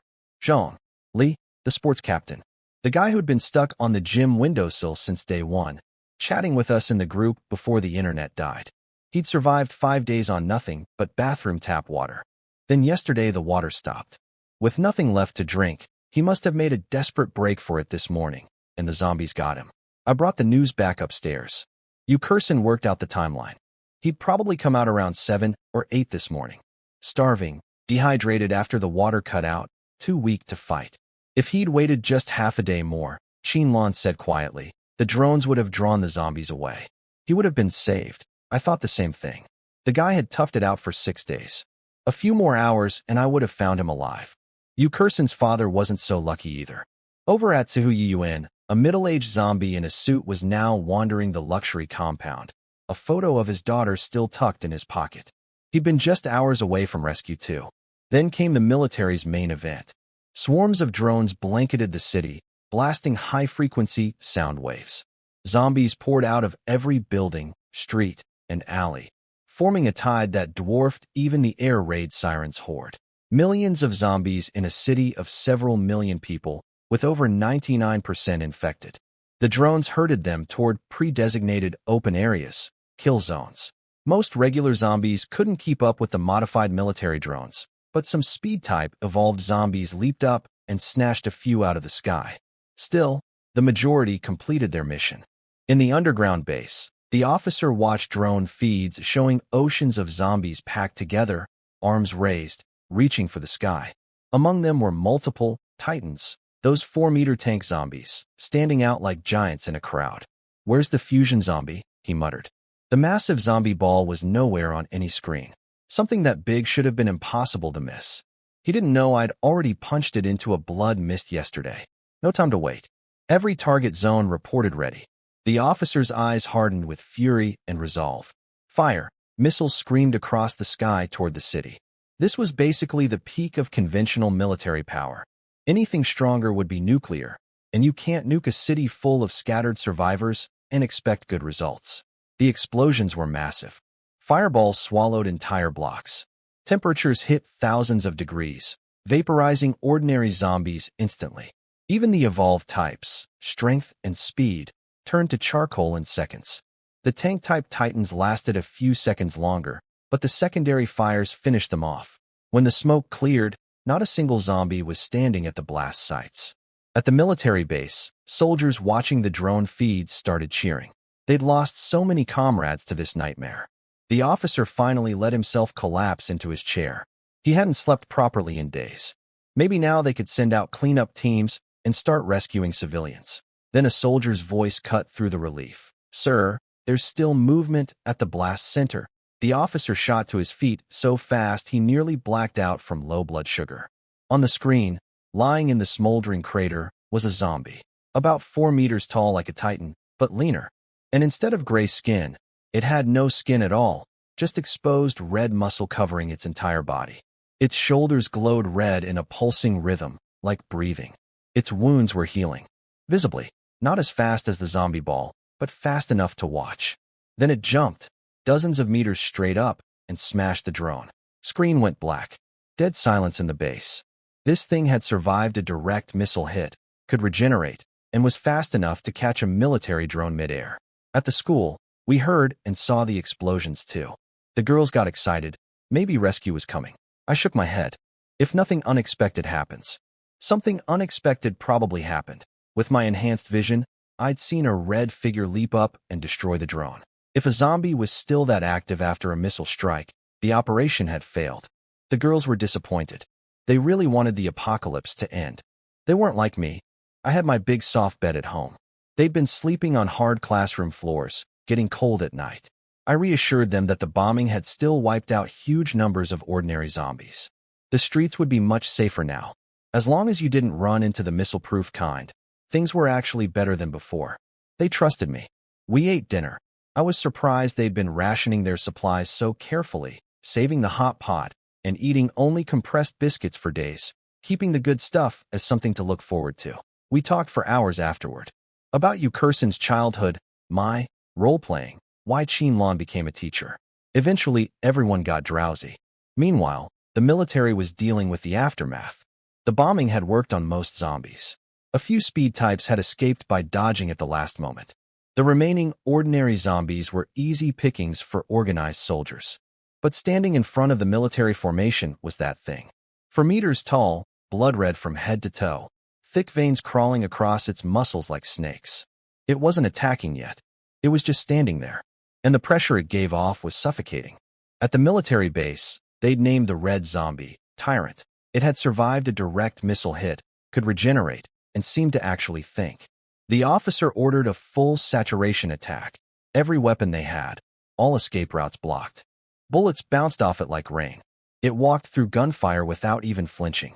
A tank shell hit it dead center. It stepped back 1 inch and healed within seconds, the red organs on its shoulders pulsing with light. Helicopter bombs knocked it down briefly, and a tank round to the head left real wounds. The soldiers got excited. Then it stood back up. Healed again. They hit it with the same barrage. This time it didn't even fall. The thing was getting stronger during the fight, adapting to their attacks in real time. After a few more rounds, it was completely ignoring artillery shells. The soldiers were terrified, but not one of them retreated. Discipline over instinct. The tyrant kept walking toward them, slow and deliberate. Death approaching 1 step at a time. Meanwhile, I'd just woken up from a nap. The girls were all sleeping peacefully around me. Chen Mo had unbuttoned her collar in the warm afternoon sun, revealing. Well, I looked. Then I looked away. Respect. My points were at 310. I'd basically spent the morning sleeping in a different location, eating hot pot, and listening to songs. Time to actually do something productive. Yukersen woke up as I was getting ready to leave. She leaned close and whispered in my ear, her hair brushing my neck. "Where are you going?" "Finding more customers for my shop. We can perform more for you," she said softly, almost like a little rabbit. "I know songs too. You're coming back, right?" "I'll be back tonight. Just wait here." She nodded and retreated. Somehow, the ice-cold class genius was adorable when she'd just woken up. and she smelled nice, some kind of natural fragrance, even after days without a shower. Body scent was apparently a real thing. At the school gate, I debated between the sports car and the bike. The car was flashy but loud. Any survivor with half a brain would run from engine noise since it attracted zombies. I went with the bike instead. A sleek black carbon fiber mountain bike, silent and fast. The streets were noticeably emptier after the military's drone operation, but I couldn't find any survivors. Then a memory surfaced. That tattooed gang leader had mentioned something. A beautiful woman living in an alley near the school. And on my first trip here, I'd noticed someone watching me from a second-floor window. The alley near the school. Wasn't there someone there? I circled back toward the school, remembering something that gang leader had mentioned. A beautiful woman hiding in an alley nearby. I'd also seen someone watching me from a second-floor window on day 3. I found the alley and looked up. My enhanced vision spotted her immediately. A woman behind a curtain, staring at me. She was genuinely stunning. Not the same kind of beauty as Yu Kursen's first love face. This girl had a cold elegance carved into her bone structure, eyes like melted snow. I waved to be friendly. She panicked and yanked the curtain shut. Her heart was probably pounding, terrified I'd come up and drag her away. She'd seen me butcher zombies effortlessly on day 3. She knew her door wouldn't stop me. But I just rode away. I wasn't here to scare anyone. Her name was Xue Qingqiu, though I didn't know that yet. She'd seen me 3 times now and couldn't figure me out. She'd wanted to join a survivor group early on, but after witnessing that bus full of criminals using women as objects, she'd become terrified of every stranger. She'd even regretted not calling out to me before. But today, with the military broadcasting their bombing plan, she'd felt hopeful. Maybe rescue was coming and she wouldn't need to gamble on trusting a stranger. Then the second broadcast came. Attention survivors. We have heavy news. The operation has failed. Stay alert and wait for rescue. She was stunned. She'd just decided not to take a chance on me, and now the military had failed? What kind of zombies could survive missiles? I heard the broadcast too. Not surprised. I'd seen that red zombie jump and smash the drone. The military was done. But it wasn't really my problem. I was leaving this world in 2 days. I wasn't the save-the-world type. If trouble crossed my path, I'd deal with it. If not, I'd enjoy my remaining time. I rode to a furniture store and started shopping. 0 payment, of course. I cartified several beds, blankets, pillows, and toiletries. I decided to stay overnight at the school tonight instead of going home. The girls deserved real beds, and I was tired of hearing them complain about the hard floor. I even considered grabbing some playing cards for evening entertainment. Meanwhile, up in the sky, the last military helicopter was broadcasting that failure message. A soldier was crying as he spoke. The officer who'd led the operation, the one who'd been too exhausted to sleep for days, had ordered his men to retreat while he stayed behind. He died fighting the tyrant. He could finally rest. Nobody knew how to beat the tyrant.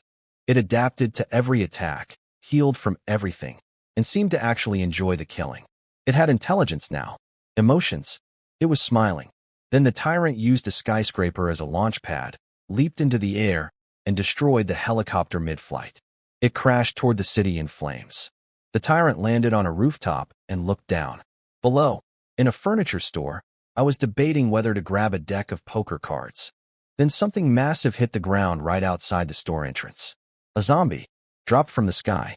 The tyrant landed right in front of me, crouching from the impact, dust flying everywhere. It stood up slowly, 4 meters tall, skinless, red muscle gleaming, those glowing organs pulsing on its shoulders. The temperature around us started rising. It seemed surprised that I wasn't running or shaking. Every other human it had met either fled or froze in terror. Nice Attack on Titan cosplay, I said. Height's a bit off though. I scanned it. Growth type evolved zombie. Strength 48, speed 35, constitution 48. All extremely strong. It had grown 9 times and hit its current stage's limit. A new species entirely, more balanced than the zombie ball, which had that one insane constitution stat, but was slow. But here's the thing. The zombie ball had 50 constitution, transcendent, level, and I'd punched it into a blood mist. My strength was 78. This thing's best stats were 48. The math wasn't complicated. The tyrant stepped toward me, clearly planning to toy with me before killing me. It wanted to teach me what fear felt like. How generous. Going to attack? Don't blame me for self-defense then. I yawned and summoned my sword. The tyrant paused. It hadn't seen where the weapon came from, but it wasn't worried. Human military's best weapons couldn't scratch it. What was one sword going to do? It roared and charged. The ground shook under its weight. I swung horizontally. One clean cut. The tyrant split in half at the waist. The upper body kept sliding forward on momentum and stopped right at my feet. See? Much better. I don't like looking up when I'm talking to someone. Its constitution of 48 was high enough that it was still barely alive. Eyes open, face showing something almost human. Confusion, bewilderment, helplessness. It couldn't understand. It had steamrolled an entire military force. Tanks, helicopters, missiles, nothing could stop it. And now some kid with a sword had cut it in half in one swing? I wonder what that zombie that beat the military looks like. I mused, completely unaware I was staring at it. Probably has some broken ability like that zombie ball. The tyrant growled weakly, trying to say something. Must be somewhere in the city. Hope I don't run into it. It growled again. Stop interrupting. I'm in a hurry. Save whatever you want to say for your next life. One more flash of the blade. Its head split clean in two. Dead. Completely, absolutely dead. The tyrant, the monster that tanked missiles, crushed tanks barehanded, adapted to every weapon thrown at it, killed the military officer, destroyed a helicopter midair, died without understanding what happened. Its special ability was growing stronger during battle. Cute concept. My battle lasted 1 second. Not much room for growth when you're already in 2 pieces. The military had asked in desperation, what is the tyrant's weakness? Its weakness was that it wasn't strong enough for me to notice. As I put away my sword, I noticed the card had changed. The ordinary long sword had jumped from white quality to green quality, resetting from 99 back to 1. That growth-type zombie's crystal core had broken through the enhancement cap, so items could evolve past their limits with the right materials. Interesting. I glanced back at the tyrant's corpse. Looked unimpressive to me, but that crystal core was surprisingly useful. Appearances really were deceiving. I was riding my bike when I heard someone call out. It was the woman from the alley. She'd finally opened her window and was waving at me. A customer. Hello, she said softly. Her voice was gentle and warm, completely different from her ice-cold appearance. She introduced herself as Shueqingqiu. I'm Jiang Chun. I'm looking for customers, I said at normal volume. She nearly had a heart attack, checking frantically for zombies before clutching her chest in relief. I explained my deal. I sell supplies I got for free, and all I need in return is something you consider precious. She looked completely lost. Then she asked the real question. Can I come with you? I scratched my head. That's a different price. If you want my body, that costs extra. Her face went bright red. No, I just want to travel with you. I don't mean, oh, why didn't you say so? I figured I could drop her off with Qin Lan and the girls at school. I told her I'd be leaving this world soon, but the school group was safe. She agreed, and also agreed to pay me something precious. Step aside, I told her, then jumped from street level into her second-floor window. She nearly screamed, but she seemed relieved I wasn't a bad person. If I'd wanted to force anything, I clearly had the power. She wouldn't have been able to resist. Her room was pink and a bit messy. Cos outfits everywhere, a gouging, water jugs.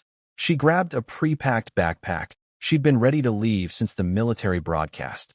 She looked sadly at her traditional costumes scattered on the bed, knowing she'd have to leave them behind.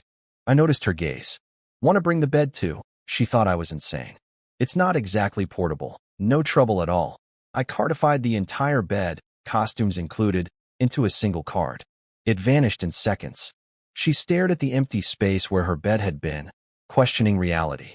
Then she mentioned she could cook. Actually cook. Real food, not self-heating packets. That changed everything. I'd been craving real meals for days. Steamed dumplings, braised chicken, pork knuckle rice. Cook me one meal, and that's your payment for the rescue. Oh, okay. We packed up her kitchen supplies, seasonings, pots, a portable gas stove, all cartified into one neat card. Then we headed out. She was scared of the streets, but stayed quiet, covering her mouth when zombies appeared nearby. Smart girl. Every zombie that got within 20 meters just split in two and collapsed. She couldn't even see me draw the sword. She just walked behind me in a daze all the way to the school. 4th floor. I knocked on the classroom door. It's me. Yukursin opened the door, eyes bright with welcome, until she saw who was standing behind me. A stunningly beautiful woman in traditional-style clothes. Her expression froze. Something flickered in her eyes. Everyone, this is Xue Qingqiu, a survivor I found on the way. Xue Qingqiu relaxed the moment she saw the classroom was full of girls. Qinlan welcomed her warmly, trusting my judgment. Within minutes, the women were chatting like old friends. Xue Qingqiu told them about her life as a traditional-style cosplay blogger, and when she described the horrors she'd witnessed outside, men treating women as disposable objects, everyone went quiet. They were grateful they'd found me instead, weird role-playing and all. While they talked, I was studying the classroom layout. "What are you doing?" Yukursin asked. "Figuring out where to put the beds." "Beds?" I tossed a card. A full-sized bed materialized out of thin air. Then another, and another. 6 beds total, arranged in 3 neat rows of 2, stretching from the center of the classroom to the wall. Everyone except Xue Qingqiu was stunned. They'd been sleeping on a thin school flag for nearly a week, waking up sore and cold every morning. "How much for the beds?" Yukursin asked, swallowing hard. Everyone was looking at me, waiting. Not a single person just jumped onto a bed without asking. They respected my shop rules, no matter how ridiculous. Nobody tried guilt-tripping me with, "You have so many, just let us use one." They waited for my terms. "I love sleeping," I said, "and I hate when people won't let me lie down. So today, beds are free." Cheers erupted. Everyone dove onto the mattresses. Someone let out a soft moan of pure comfort. After days on hard floors, real bedding felt like heaven.